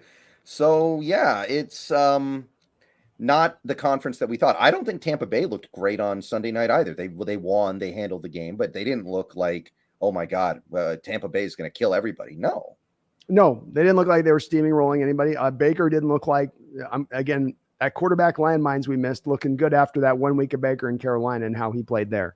I'm going, yep, that's what you get in Baker Mayfield. Glad we avoided that one. And we do play Carolina at some point this year. So again, if they're a team that's not as good either, that just opens that up a little bit more as well. If they're, not quite as good as, I don't think anybody was thinking they're going to be good, but maybe as competitive.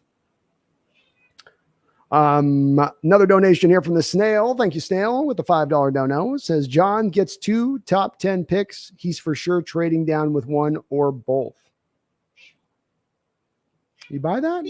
I got to look into this draft to see where the strength of it is. Is it at the very top? Is it mid first round, late first round, second round? I don't know where the white meat of this draft is. I'm going to have to look into that because this year when we talked about the draft, we both kind of agreed the sweet spot is in the early second round kind of area. Mm-hmm. Yeah. So I don't know what it's going to be this year.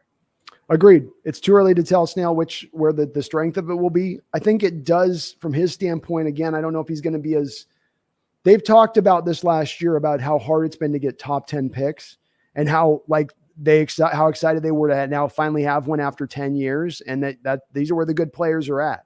And their sound bites on that, especially considering, Snail, you have the 2 second-round picks. You have your third-round pick. I think you have an extra draft pick from the Witherspoon deal from last year, if I'm not mistaken, like an extra 5th on that. because I think that was a year out that you were getting on that draft pick.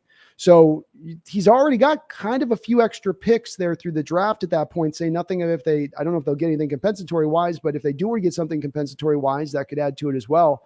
I think he might sit down. I think he might just sit down if it falls in that direction. But again, to Brendon's point, it's stale. It's just a little too early to tell because these drafts do fit to a tier system. Sometimes that tier 1 goes up to the 20 picks. Sometimes it can go up even a little bit higher, but normally it's about 14, 15, and then you get to your tier 2, and then it's just how strong are those tiers. Roxanne Roll. How's it going, Roxanne, with a $12 donation? I love the $12 donation by you guys. It's very fitting. Very fitting. Thank you, Roxanne. Says, I stated the media would talk about Denver's loss and not speak of the Hawks win. GMFB. What is GMFB? I'm bad with my Morning Football. It's a show. Good. Okay. Good Morning Football did that. Many media headlines followed suit. Will the bias be a catalyst for a tight-knit, ferocious team? Everybody's against us. You buying that, Brendon? Nobody believed in us is a very powerful thing in sports sometimes. When you have the ability to say in the locker room that nobody believes in us and you're able to back that up with evidence, it's a weapon. And I'm not against using it. I think a lot of the great teams in NFL or sports history often use it. Some of the greatest underdog stories of all time use it. As for the media talking about the Denver loss more than the Seattle win, I don't think that's terribly surprising given what Denver's expectations were, having this new head coach who blew the game in such a bizarrely obvious spectacular fashion. Yeah, just such an obvious butchering of an end of game situation. It's going to be the thing that people talk about the most. It would be like if a coach, his team was down 8, they scored a touchdown with no time left, and then they kicked the extra point. That's all anybody would be talking about because it's like, what? How did that, like, it would just be all anybody could think about. But yeah, nobody believes in us is a powerful thing in sports.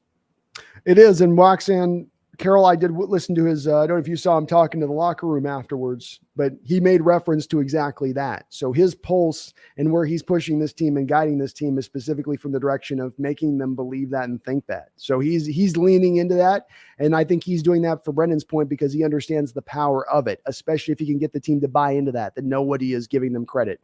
I think as well, with Brendon's point on this, that's going to be the boneheaded coaching decision of the year. In game 1, there's always one decision. Last year, it was Brandon Staley going for it on 4th down in a weird territory. I think wasn't that was the big one from last year. Something with Staley and the Chargers and they went for it on 4th down like 8 times against Kansas City and then lost in over. Well, I wasn't 8. I'm over exaggerating, but a lot. Yeah, and they lost in overtime in a game they otherwise would have won easily. And people were like, I mean, it ended up kind of costing them the playoffs. So there was I thought there was, maybe it was the Raider game. There was something where they called a timeout. They didn't need to preserve the game. And then like somehow the other Raiders were able to score. Yes. Okay. So what happened was there was like 30 seconds left in overtime.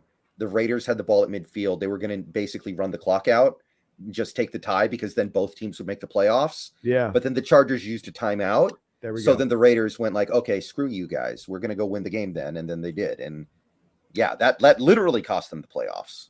So that's the equivalent of this decision. That was last year's, Roxanne. There's always one this decision that comes down the pike like this. And this is the one. So is there a little bias there to a degree where, look, the media, everyone in the media at like a 99% level had them winning this game over us. And so for them to now have to come back and face the music and be like, do I decide to eat crow or do I decide to give all the blame to this coach rather than eating crow? Well, every media member is going to go, if they've got an opportunity to bail out to a coach and throw it all on them rather than, hey, I didn't see that right. I had undersold on Seattle. I didn't think they were going to be this ready this soon and this early of the rebuild. And you'll never see them, I think, take that kind of, they'll find an excuse if you give them one. And that was a big excuse.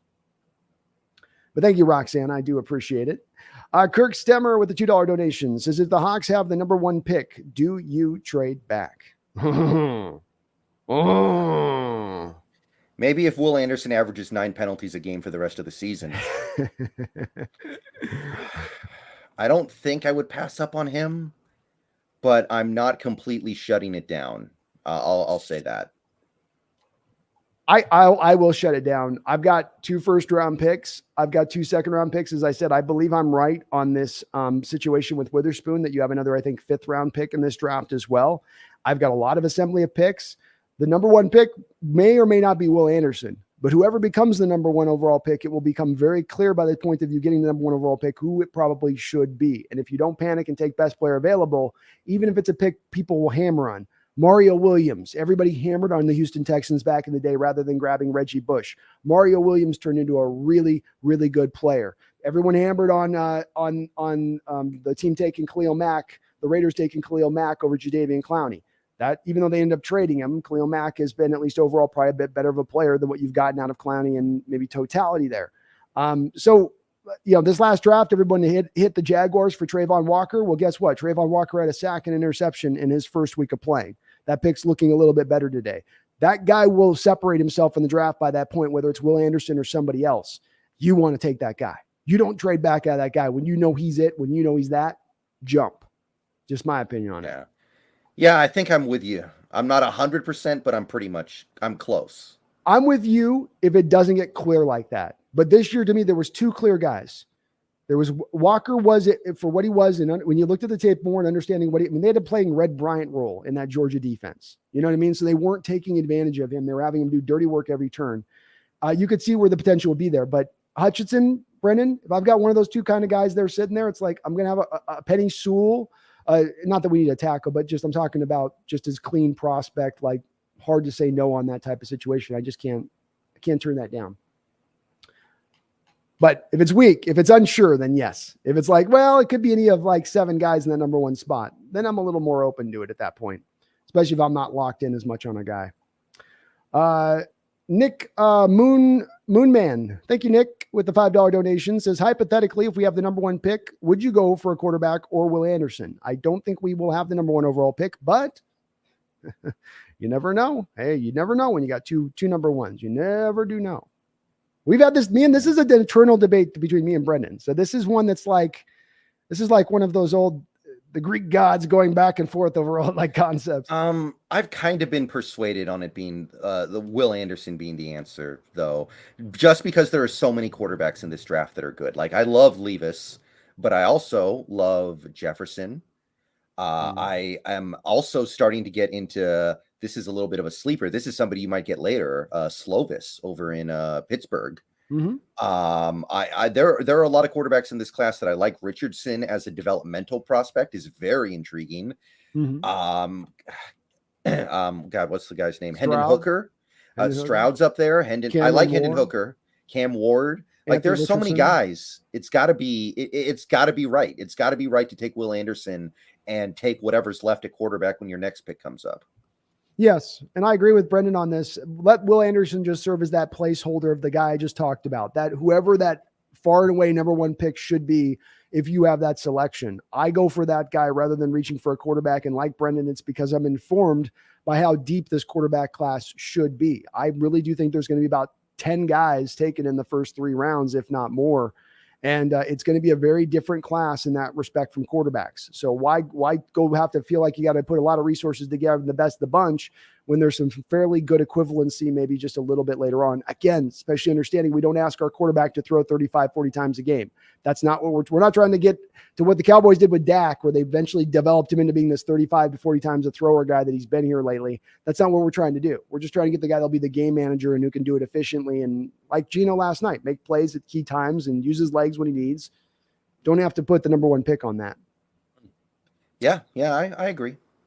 Thank you, Nick. Kel, thank you for the $5 donation. Says, I feel terrible for Jamal. He screamed out of frustration at the bench. His parents were with him in the locker room. Pete says Jamal Adams doesn't know how to deal with this. This is his life. Yeah. Sorry, go ahead, Brendan. I mean, this is his life, and he's got to know. I mean, I'm sure he's aware that it really looks like his career is basically, like I said this, I think you bring him back in 2023, but you also accept that the odds of you getting anything out of him are, like, you have to prepare for the fact that he won't have anything by the time you actually get him out there in 2023. Yeah. I agree. I feel horrible about Cal. It's why I wanted to make such a point of when Brendan did the same, which I'm glad to hear from him on this, which is we're not trying to throw shade at Jamal, man. It's not, this ain't a Jamal has done something wrong situation or that this is freakish. This is something that can happen in the NFL. There are guys that get their career cut short. Look at a Gale Sayers type guy that was as dynamite as he was, that shredded his knee in a time when they didn't know how to do anything with knees, and he was done. And unfortunately for Jamal, maybe he's not done yet, but I can understand. I wouldn't know how to deal with it either. This many different injuries, fingers, shoulders, groin, tendons, knees. It's a lot when you've been a pretty he was a pretty good, healthy player throughout the course of college and football as far as getting out on the football field. He's been before he came here, pretty good about being able to stay out on the field.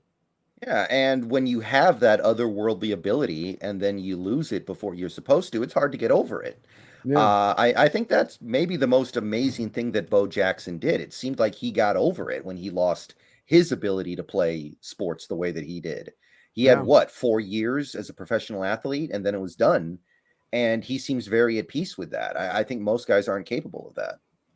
Agreed. He got through it pretty good. Even didn't turn it in. He went out with the hip. He played with an artificial hip in baseball for a couple of years, even after the deal. He's still okay. He wasn't as good. He was definitely reduced as a player, but he definitely rolled with the punches with that. And Jamal will get around this. And maybe there is some hope because these are so different injuries, and they're not just this one thing. He's got the same ACL tearing over and over again. Maybe there is a little bit of slight hope there that, somehow or another, that just the luck can turn the other way finally for him, maybe a little bit. Thank you, though, Kel. I really appreciate it. 283 with a $5 donation, and you guys are being very kind today on the stream. Thank you so much. With the $5, he says, looking back at it, we definitely should have gone for it, said Coach Hackett of the Denver Broncos. Well, somebody definitely got to him, right? Because last night after the game, he said, no, it's the proper decision. We know he's got the leg to get there, does McManus. And now you are seeing today, Brendon, him saying, well, maybe that wasn't the greatest. Maybe that was. ESPN Analytics actually said it was right to kick it. They said 30% chance of making the field goal, which, right, maybe 3%. 30% chance in that stadium? No. Yeah. And then 29% chance of winning if you go for it, which I feel like there's got to be something wrong in there. That the equation is wrong. Fix the equation. Show me the formula on that, Brendon, right? Show me the formula. I want to see that algorithm. How are you putting that together? How are you factoring in the outdoor conditions versus Denver and you're kicking it? How much does that factor in? Yeah. And again, if it's that case, why is he 0 for 5 in his career from 50 yards? How do you get to 30% on his kicks? Yeah, on 60-yard kicks when he's 0 for 5. How do you get in his career for that to then a point of thinking that he's 30%? Then when he's shown he's been 0%. That should have at the very least lowered that down to 10%, 5%. Yeah. There was one guy on Twitter who posted a stat: when teams attempt field goals longer than 60 yards, it's more likely the other team returns the missed field goal for a touchdown than it is that you make it, statistically. That's so true.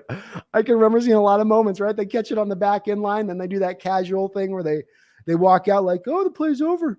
I guess you just missed the kick. And then they start running fast up the field and they'll go run for a touchdown. It's so true, though. Yeah. It absolutely is. That's such a ridiculous, Brendon, think how ridiculous that is. Sorry, 30% to tie an NFL record kick. 64 yards is the NFL record, I believe, or 65 is. So basically, to tie an NFL kick, they said that's a 30% chance. That's broke. Yeah. Yeah. Does Steph Curry have a 30% chance of making a full court shot? Equivalency right there. Exactly. From behind the other foul shot at the other end, a foot behind, just like that would be, and to say that that's 30%. He can make it, but you don't want him to have to try. Yeah. And again, the other side, you got Russell Wilson all day long. They're moving the ball with ease in the second half. They're 5 yards. I think they said, in the game, they averaged per play, Brendon, the Broncos did 6.8 yards per play, but then didn't go for it on a 4th and 5. Yeah. Hackett also said, I listened to this a little bit. Hackett also said that Wilson was lobbying to go for it on the sideline, which contradicts what Wilson said yesterday when he said kicking was the right call. So Wilson's not being truthful. Yeah, what? Pinocchio.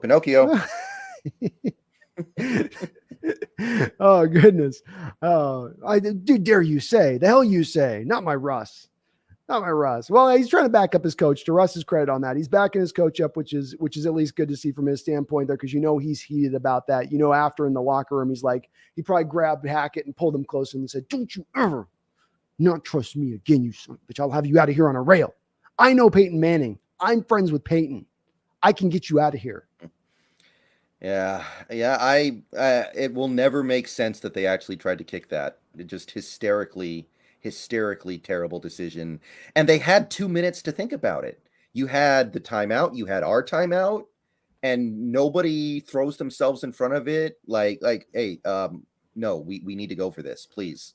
He misses that kick too. He gets the free kick and he doesn't miss it. It doesn't look like it's like all that close. He's looking like he's struggling to hit that kick after that first kick. That's what I walked away from. He was closer on the next attempt, but you could see it was like he was having, they showed it on the back line. Shannon Sharp was talking about this when they were watching the Manning cast. Like, oh, he's got to aim at the right upright of the upright. He's got to aim there because it's going to swing back around. And it's like, he almost had to aim out to the right of it. Like when you're doing golf, you ever doing golf and you got like a slice where you got to like point yourself at the other hole because it's going to eventually shoot around. He didn't look confident in it, man. Everything was telling you don't do this in that moment as a head coach. Yeah, but from 64 yards, like even when you're trying to aim it at the right upright, it's like, remember the scene in Apollo 13 when they're talking about how precise the entry into Earth's atmosphere needs to be for the Apollo 13 to not burn up. It's like flying into something the width of a sheet of paper or something. If the Earth was the size of a basketball, like it's come on, you can't depend on a kicker to ever make something like that. And especially when you got a quarterback that you just gave up 4 picks, players, and spent $250 million on. Trust him to go get it done. But thank you again, all of you guys. Oh, we got a couple more donations here. Sorry. Just want to make sure you're caught up here. Snail with a $2 donation says 75% of all statistics are made up on the spot. I like see what you did. See what you did there. Agreed, Snail. 283-128 says Urban Meyer 2.0 with Hackett. Oh my goodness. Could it be that bad? He doesn't seem like a bad person. I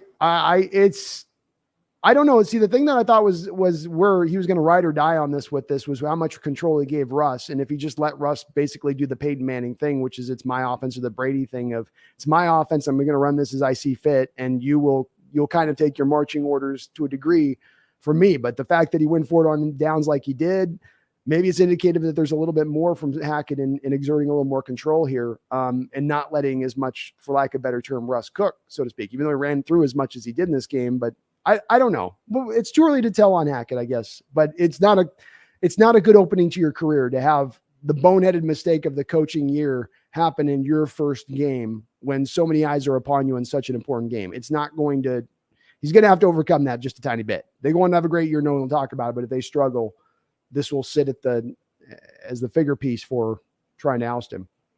Well, I did notice one thing, as this game went on. One thing I noticed, 2nd and 15, Broncos run the ball up the middle.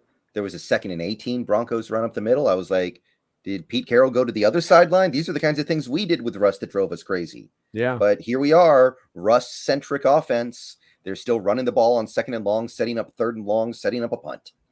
Yeah. And when they did get a little more predictable in their play calling. The weird thing to me is going with Gordon up the middle on those runs too. When Williams was doing so well in the pitch plays to the outside, it was almost like a free 10 yards early on in that game with Williams on the edge. Maybe they thought they were going to get Seattle to spread out a little bit and then they could get them compacted in, but they kind of went into where Seattle wanted them to run at that point defensively, where they were a little more stouter with their defense. Kind of an odd decision on their part to just go away. That was a little strange. They moved the ball and look, they were fairly efficient doing so in that respect, but there was a little bit of some oddities in the play calling with Hackett too in that game. No doubt. Randall McDaniel with a $5 donation. Thank you, Randall. I appreciate it. It says Nathaniel will stay with the club, but in a new role. Hello. Welcome to Walmart. Thank you, Randall. Yeah, indeed he might eventually here if it keeps going like this. That may be where he's going to go. He'll probably could slide back onto the Packers coaching staff if things go really rotten. He's a legacy guy, right? Isn't he a Hackett's kid? So he's the Kansas City Chiefs former offensive coordinator. Well, Hackett got his start in Jacksonville when they had Fournette and Blake Bortles, right? That's where that came from, right? I believe he did, but I think he's the son of but is it Buddy Hackett? Not Buddy Hackett. Really? I didn't know that. It's the only thing I know is because it's the AFC West days. So his dad was on, I believe it was Schottenheimer's staff. So he's got a little bit of the same Schottenheimer son vibes there, where there's a little nepotism stuff going on there, though. There are a lot of people like him as an offensive mind. It's again, you know what I think about those hires of nepotism rather than, well, I'm the son of the son of the son. And Shanahan's done good with that stuff, but there's a lot of that in the NFL in there. There's a good amount of it. Yeah, a lot of it. And I don't know what to do about it, but it does strike me as something of a problem. Yeah, do you think it's for the benefit? I mean, to do that, I know those guys grew up at the knee of their father, and he taught them all that stuff. And like, you look at Shanahan, and he certainly looks like the epitome of that, of a guy that would be, with his knowledge of the game. But I don't know. Part of me wonders with that a little bit too. Is it's a little bit of a slippery slope where you're just giving guys, slotting them in, as opposed to they've really earned this. Belichick's got his son on that staff with his mullet, and you just go ahead. I don't know if this is a good look for the NFL. Yeah. 283-128 with the $2 donation says, I'm guessing there's a club spotting by week 5. Guessing there's a club spotting by week 5. I'm guessing. Oh, I get it. He's talking about the Urban Meyer thing when he was at the club with the college girls. He's getting around to his blonde. Is that what you're saying, 283? He's going to have a blonde on his lap here by week 5? Boy. Be doing some grinding. Is he going to kick McManus in the leg and say, you call me head ball coach, or whatever it was that Urban Meyer did? Exactly. The next game we get a report. And he just came up to McManus and just kicked him right in the taint. Right in the taint. Nobody knows why. Just walked right up behind him. Didn't even say a word to him. I'm head ball coach. I can kick whoever I want. That's right. It's my team. It's my team. Now the quarterback's team is my team.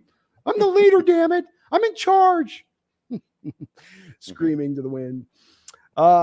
Thank you, though, 283. Nick Moonman with the $2 donation says, I'm sold on Will. He reminds me of Myles Garrett. Not against that. I think he means Will Anderson. Oh, Will Anderson. Okay, that was taking me a second. He's got, I can see some Myles Garrett in his game to him. Kind of got that little bit of that freakish build to him, and now he's kind of put together. So I could see that. That's good. I like that as a comparison, Nick. I'll run with that for the jump right now, because I've been trying to think about where my comparison is with him. But he's got a little bit of that bigger, longer body to him that Garrett's kind of got.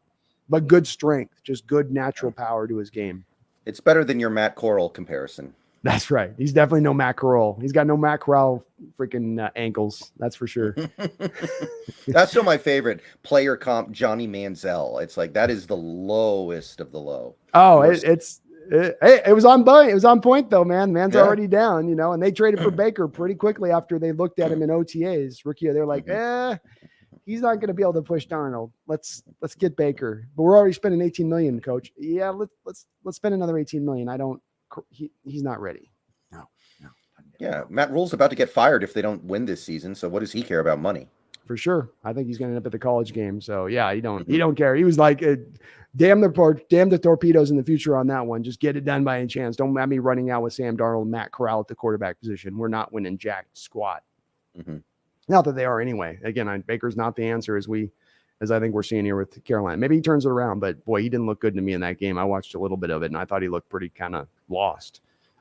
Showed decent arm on a couple throws, but didn't look in control. Parker Hansen, thank you for the $5 donation. I really do appreciate it. Nothing you put in the chat, but just donating to the channel, and you're a kind sir for doing so. So I appreciate you on that. Barry Sotora with a $2 donation says, how does the new slogan sound? Go Hawks. Let's fly. Let's come up with our own. Let's I don't know. Let's not. It's funny, but it's also kind of like, can we do a little better? I don't know. What do you think? I think we got to go Hawks remains, because that's timeless. But the problem with Let's Fly, to Brendan's point on this, is that you're building it on the back of Russell's Let's Ride. And then it's just a reference back to Russell. And I don't want to have us have a slogan that we're saying that's only a reference back to a guy no longer playing with the team anymore. So I'd go with something else. So we got to find something else a little more catchy. Go Hawks is pretty, to me, that's undefeatable. And to me, that's undefeated. I think you can still go there, and that's plenty on it. That says enough in its own. Go Hawks says enough in its own. But, so we don't want to end up in the lane of bam, bam, bang, bang, Niner gang, or some silly phrase like that we end up saying that everybody completely ridicules us for. And goes, say it again. What are you going to say? Are you from San Francisco? Gang, bang, bang. No. Yeah. Huh? Okay. That one's a weird one to me. Donos keep coming here, Brandon. They just keep it coming, man. Axel D509 with the $2 donation says, what should I order from Taco Bell? I think you're the maestro on the fast food stuff here, Brendan. So I'm going to leave. This is I your. I can't stand Taco Bell. If I were you, I would order a bunch of like straws or something, so you have straws for your next set of fast food meals in case they forget to put the straw in the bag. But Mhm. I do not like Taco Bell at all. No tots, no cinnamon sticks. Ah, God, go to Taco Time. They're better. Everything's better there. It's a fair point. I can't argue with that, Alex. I'm not a big Taco Bell guy myself either. So I worked there when I was like 15 and a half and saw how the sausage was made. And You I don't. went, It's not good when the meat's coming out of a hose. no, or you've got everything like dehydrated and you've got to like pour steaming water on it to sort of get it to come back to life is sort of something that's somewhat edible. So yeah, I'm not a big Taco Bell guy either. Not many taco times around though, Brendan. Sometimes it can be hard to True. find a taco time. Mhm. Though we've got so many other great Mexican places all over the place in the Pacific Northwest. There's throw a rock and you could probably hit a spot. The Seahawks Times with a $14 donation. Thank you, Seahawks Times. It says, hi, gentlemen. Great show. Thank you very much. It says, how do you think Seattle will go after anyone before the deadline if we look great and the rest of the NFC is crumbling? If so, what positions or who? Excellent work as always. Well, thank you for bringing up this question because this was one I was going to want to talk about with you, Brendan. We're winning. We get, let's say, a 4-0 start, keep it going right before the trade deadline or somewhere in that neighborhood. Do you look to get maybe a little aggressive at that point, or you just stand and pat all the way through kind of no matter what? I think at that point you're kind of obligated to get a little aggressive. The question is where. You might have said middle linebacker, but we'll see what happens with Cody. He played a good game against the Broncos, and he made, in my opinion, the most important play of that game. I don't know if you've seen the all 22 of that play, by the way, the screen pass where he stops it for a 4-yard loss. But if he doesn't make that play, I think Javante's scoring a touchdown. Yeah. Very, very likely a good possibility there, especially with all the open space he has to run. I haven't seen it, but he did have a lot of open space. I remember on the telecast going to get up there and make that play, buddy. To me, the two positions I would look at, and yes, I would. I mentioned you had a Quandre Diggs-like trade, Seahawks Times, a couple of years ago where you had a desperate need in the free safety position with where it was, and you needed an upgrade there. You found it without having to give up a first or second round pick or some high amount of draft capital and sacrificing the future in order to do so. I don't think that you're prevented from making a similar type of deal here. Safety is not a highly valued position. You got to wait till maybe a couple of these teams are out of the running that maybe think they're in the running right now to go find that guy. But I certainly would be open to maybe finding a guy that could be an upgrade over Josh Jones, because I don't have a lot of faith in him. And I definitely don't have a ton of faith in Joey Blunt.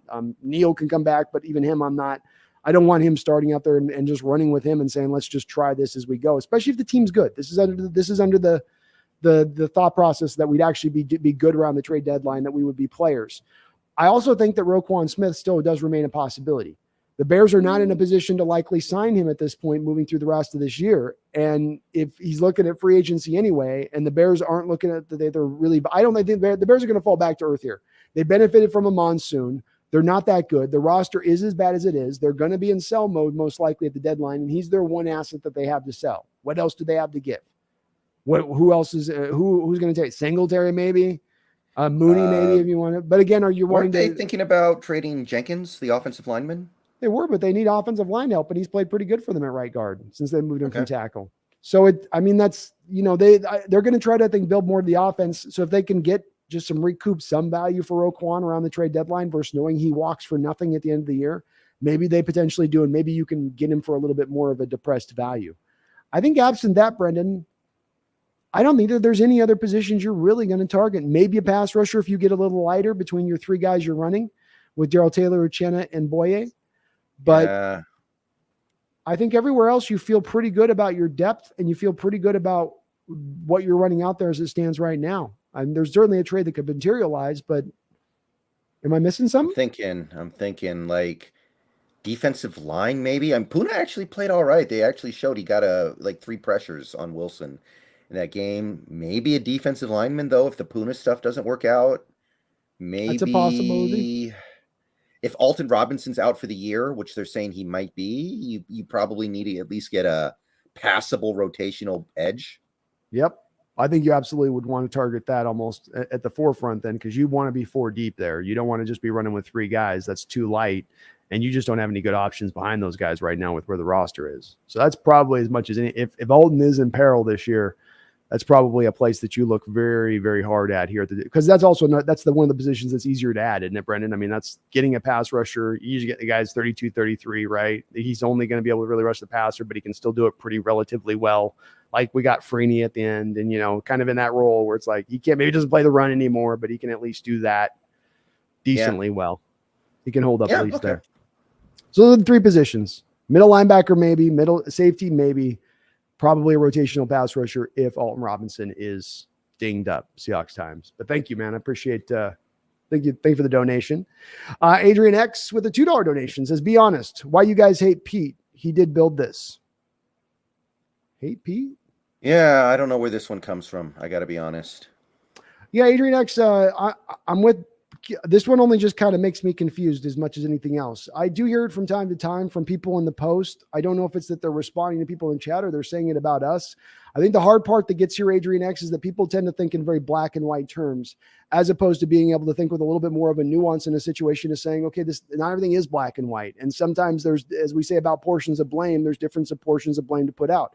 As like I said with Russell Wilson, if I can say about Russell Wilson, he doesn't walk on water, he doesn't turn water to wine, he doesn't take 2 fish and feed a village with those 2 fish, I can apply the same thing to Coach Carroll, and I think it's very fair to say so. He doesn't walk on water, he's not perfect, and when there are things that go wrong or right, that's what Brendon Nelson and me do. That's what we're doing with these YouTube channels. That's what part of what we provide is we tell you what we see is going right, what we see is going wrong. Our job's not to lie to you and to grab pom-poms and to just constantly say our stuff's the best. Our stuff's always the best, no matter what. That's disingenuous. And I don't think that that's either of our approach on it, but neither of us hate Pete, nor have we ever said that we hate Pete. Yeah, I mean, some of the things he does frustrate me. I think he does a lot of wrong things, but it's not personal. I hate the decisions he makes sometimes, but it's not personal. Hate's pretty strong, guys. So yeah, I mean, hate's a very extreme word to use there. And again, it's just I think the reason you're taking that word and using hate there, as opposed to why do you guys, instead of saying why do you guys throw some shade at Pete, or because then that doesn't sound well, because he's earned it. And look, he's earned it in the respect of he's gotten us to those 2 Super Bowls, but the last 5 or 6 years, he remained very much stagnant and very much unwilling to move. And guess what? Pete told you this with his own words, Adrian X. He said this very thing this offseason. So I'm not taking anything away from nothing that Pete hasn't already said as well. He said himself, we were a little arrogant in our approach. And he's right. They were. And we called him on it before he said that. He confirmed what me and Brendon have been saying prior to him saying it. But we still are very much encouraged by what we're seeing with Pete overall here. And he's taking steps forward to correct what was wrong and what was breaking. That's what really the end all be all is on this, is that we want to see things fixed. We just don't want to see the same mistakes being made over and over again with no hope of seeing any sort of solution. I think that all sums it up pretty well. I think that's really all there is to say about that. Sorry, Brendan here. Bear with me, man. No problem. I think there's one more. I think so too. There we go. 283 with another $5 donation. Thank you, 283, for all the donos. Says, yesterday was hands down the best regular season game I've watched. All the former players in attendance and proving everyone was wrong 100%. Definitely would say that's my favorite opening game of the year to watch in my history as a Hawks fan by far, Brendan. Where would this rank for you as kind of an all-time game? Is it kind of just a really good game, or would you put this in your, let's say, top 10, top 20? It's too early. The game ended 25 hours ago. I can't comment on that. We're too close to it. We gotta put some time between us and that game before we figure that out, I think. So offhand, it's got to be up there. It's definitely the best opener, because opening games usually aren't that intriguing. No. But all time against games like the 12 false starts against the Giants, against like the Saints Sunday Night Football game the year we won the Super Bowl, we got to take some time to process it. Agreed. And there's been some great games we've had in our recent history here that are hard to match up against on that. I mean, the 49er game a couple of years ago in San Francisco, with all the wild swings that game had, there's been quite a few regular season games that have been in. This will definitely be a one we I think do look back on to a certain respect, but I agree with Brendan. I think 283, it's probably just a tiny bit early to see where this game fits within all of the others in the historical presence. And again, part of the problem is there's been so many good ones here, especially the last 10 years. That's part of the benefit of being so good is we've had so many like kind of crazy, awesome, all over the place kind of wins with tons of different swings and whatnot. But it'll definitely opening games. It's my favorite. It beats out the Packer game for me, Brendan. That was the first, that used to be my favorite opening game was the year after the Super Bowl. Remember when we had Harvin out there in the one game running just pure in the scheme. They're gadging him all over the place. Yeah, Earl Thomas returning a punt for some reason and immediately messing it up. Oh, he was wild, wasn't he? When he returned punts, he was just he was going all over the place, like left, I'm gonna run right, I'm gonna run left, right, spin around, go backwards. He was crazy with it. Well, I've definitely kept you almost 2 hours and 10 minutes here, so we will kind of wrap this up as we've definitely kept you on. I do have just a couple things or two, and we do have to do a little Mariner talk, so just a tiny bit, man. Defensively, we mentioned they were holding back, working out the scheme. I felt like offensively, you saw the full totality of the scheme unveiled in this game, Brendan, from the 3 tight end looks to there was times we had 2 tight ends in the backfield and Rashad Penny in the backfield. They were running this stuff really more purified to me, Waldron. Whereas defensively speaking, the 4-man front, can you make much sense of this? Because this is where I think some of Darrell Taylor's problems in the running game come from. You're moving your defensive end tackles in real tight on the splits, right? Where they're right split between the guard and the center on either side of the center, sort of, and basically their position. Then you've got your outside linebackers in that wide 9 where they're not heads up over the tackle, right? They're stretched even a little further out.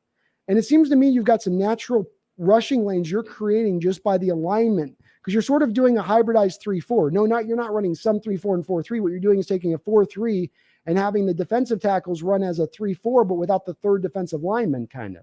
I did see that. It was like early in the game, I saw 3 down linemen, 2 outside linebackers, like you would expect. Mm-hmm. And then for most of that game, after the initial couple drives, yeah, you're right. I did see that too.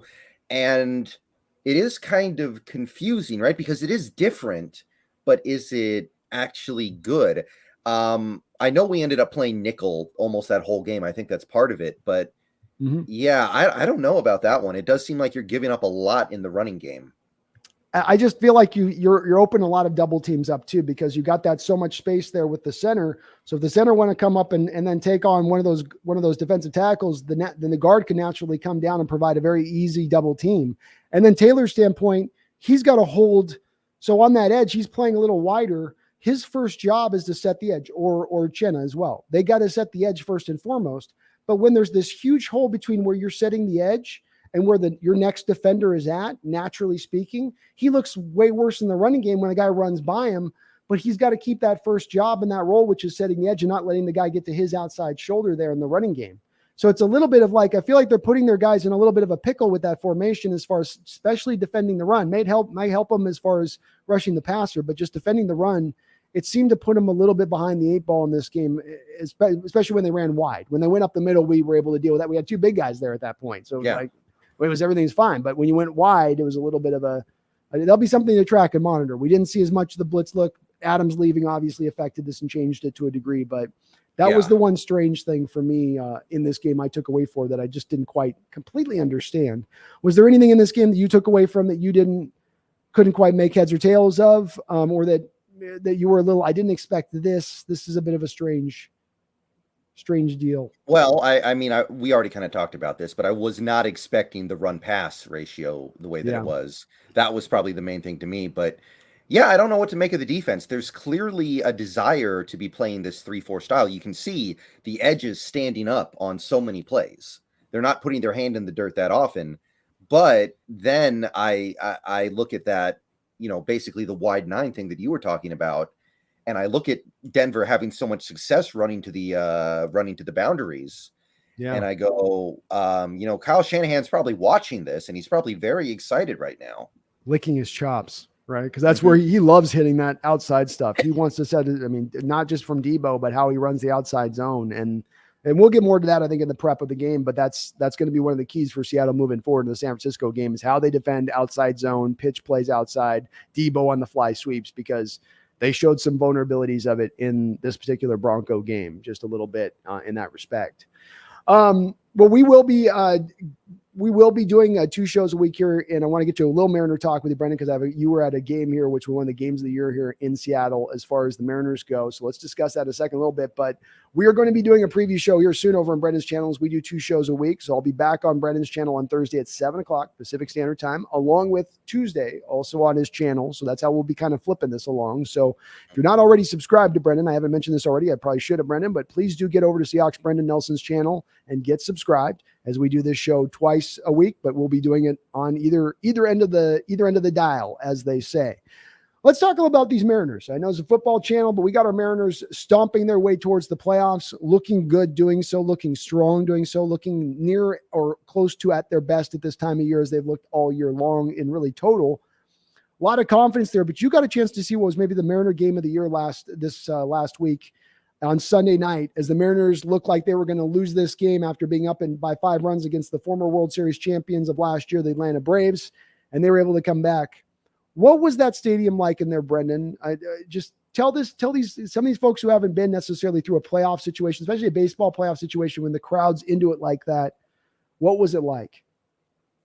It was something else, and there were a decent contingency of Braves fans there, but that was a sold out game, and we're talking about the first NFL Sunday of the season, and it doesn't matter. They still fill that stadium. And I heard that they filled most of the stadium tonight for a Tuesday night game against an NL opponent. So you get an idea of how winning can change things. Yeah. And it was as wild as it gets, especially for the game to end that way. The way the whole game went, things were going so good. There was so much to be happy about and cheer about. So it was an experience for sure, and you can really feel it. And I wonder what it would be like if they had to close the roof for a playoff game, because the weather's going to get worse. They better. What if they end up having to close the roof? Is that going to make it even more intense? I'm wondering about that. I bet it does. I bet it gets loud. We get loud here. It doesn't matter the stadium. It could be Husky Stadium. It could be Kingdom. It could be CenturyLink to Lumen Field in a baseball stadium. When we pack it, we're going to be loud with it, especially as you get to playoff time, Brendan. Great point on the roof coming into play, and hopefully they just close it for that basis alone. How fast did Julio's ball get out? And did you know the second Eugenio hit his ball that it was going to be a home run? I mean, the Julio, the launch trajectory was so low. It must have been on like 22 degrees or something like that. Yeah. You never see home runs like that. My dad, I was sitting with my dad. He didn't think it was a home run because of how low the trajectory was. He was just trying to figure out why the whole stadium had just freaked out. But yeah, it got out of there quickly. And Suarez, with the way that game went, I felt like it was going to be out. It just had to be out, because you just kind of got a feel for what it took to get the ball over the fence in that game, because you saw so many home runs. We hit 4 in that game. The Braves hit 3. So you just kind of got a feel for what a ball had to do coming off the bat to get over the fence. It felt like it was good the whole way. Oh, well, that's awesome to hear. I mean, I'm a little jealous, man. That stadium would have been awesome to be in that stadium. That I think is going to be the game of the year, though. Just the way they won it, kind of again, just continue to reinforcing the tone of where they've been this year. So consistent in how good they've been throughout for the most part since they got in that run in early July. And we got a chance, Brendan. We got a chance in this playoffs. Anything can happen. Yankees aren't playing at their best. We got to slay the mighty Astros. That's our nemesis here. That's our 49ers Seahawk equivalent right now in baseball. But it's going to be so much fun watching this down the stretch, isn't it? Yeah. Ninth inning coming up, by the way, guys. After we're done here, make sure you tune in. 3 outs remaining. Let's go. Let's go, Mariners. Are they up or down? Let's give me a score. It's 1-0 San Diego. It's been one heck of a pitcher's duel. Oh, my goodness. Well, come on, man. Get yourself a run. Let's get that Mariner magic going here in the ninth, man. Let's do it. Well, Brandon, I really thank you for hanging in here. 2 hours and 17 minutes. We had well over 350 people in the chat at one point or another in the thing. So just a great turnout by everybody. Again, everyone's so kind in the chat. Thank you so much for that. And thank you, Brendan, for hanging in here on a little bit longer of a show. Again, go to Brendan's channel, Seahawks Brendon Nelson. Go subscribe over there. He does daily content over there. He's on top of the news, always percolating on things. And again, we were going to be over on his side on Thursday at 7 o'clock Pacific Standard Time, and then again on his channel on Tuesday at 7 o'clock Pacific Standard Time. So make sure you have your notifications turned on as well. Oh, last thing, subscribe, please like. If you're not already, hit that like button for us. Does help the channel out, helps everything grow and show up on algorithms. Really appreciate it.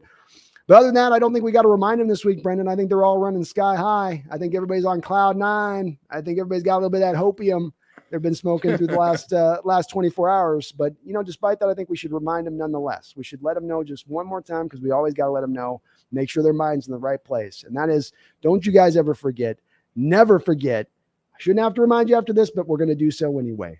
And that's go Hawks. Go Hawks.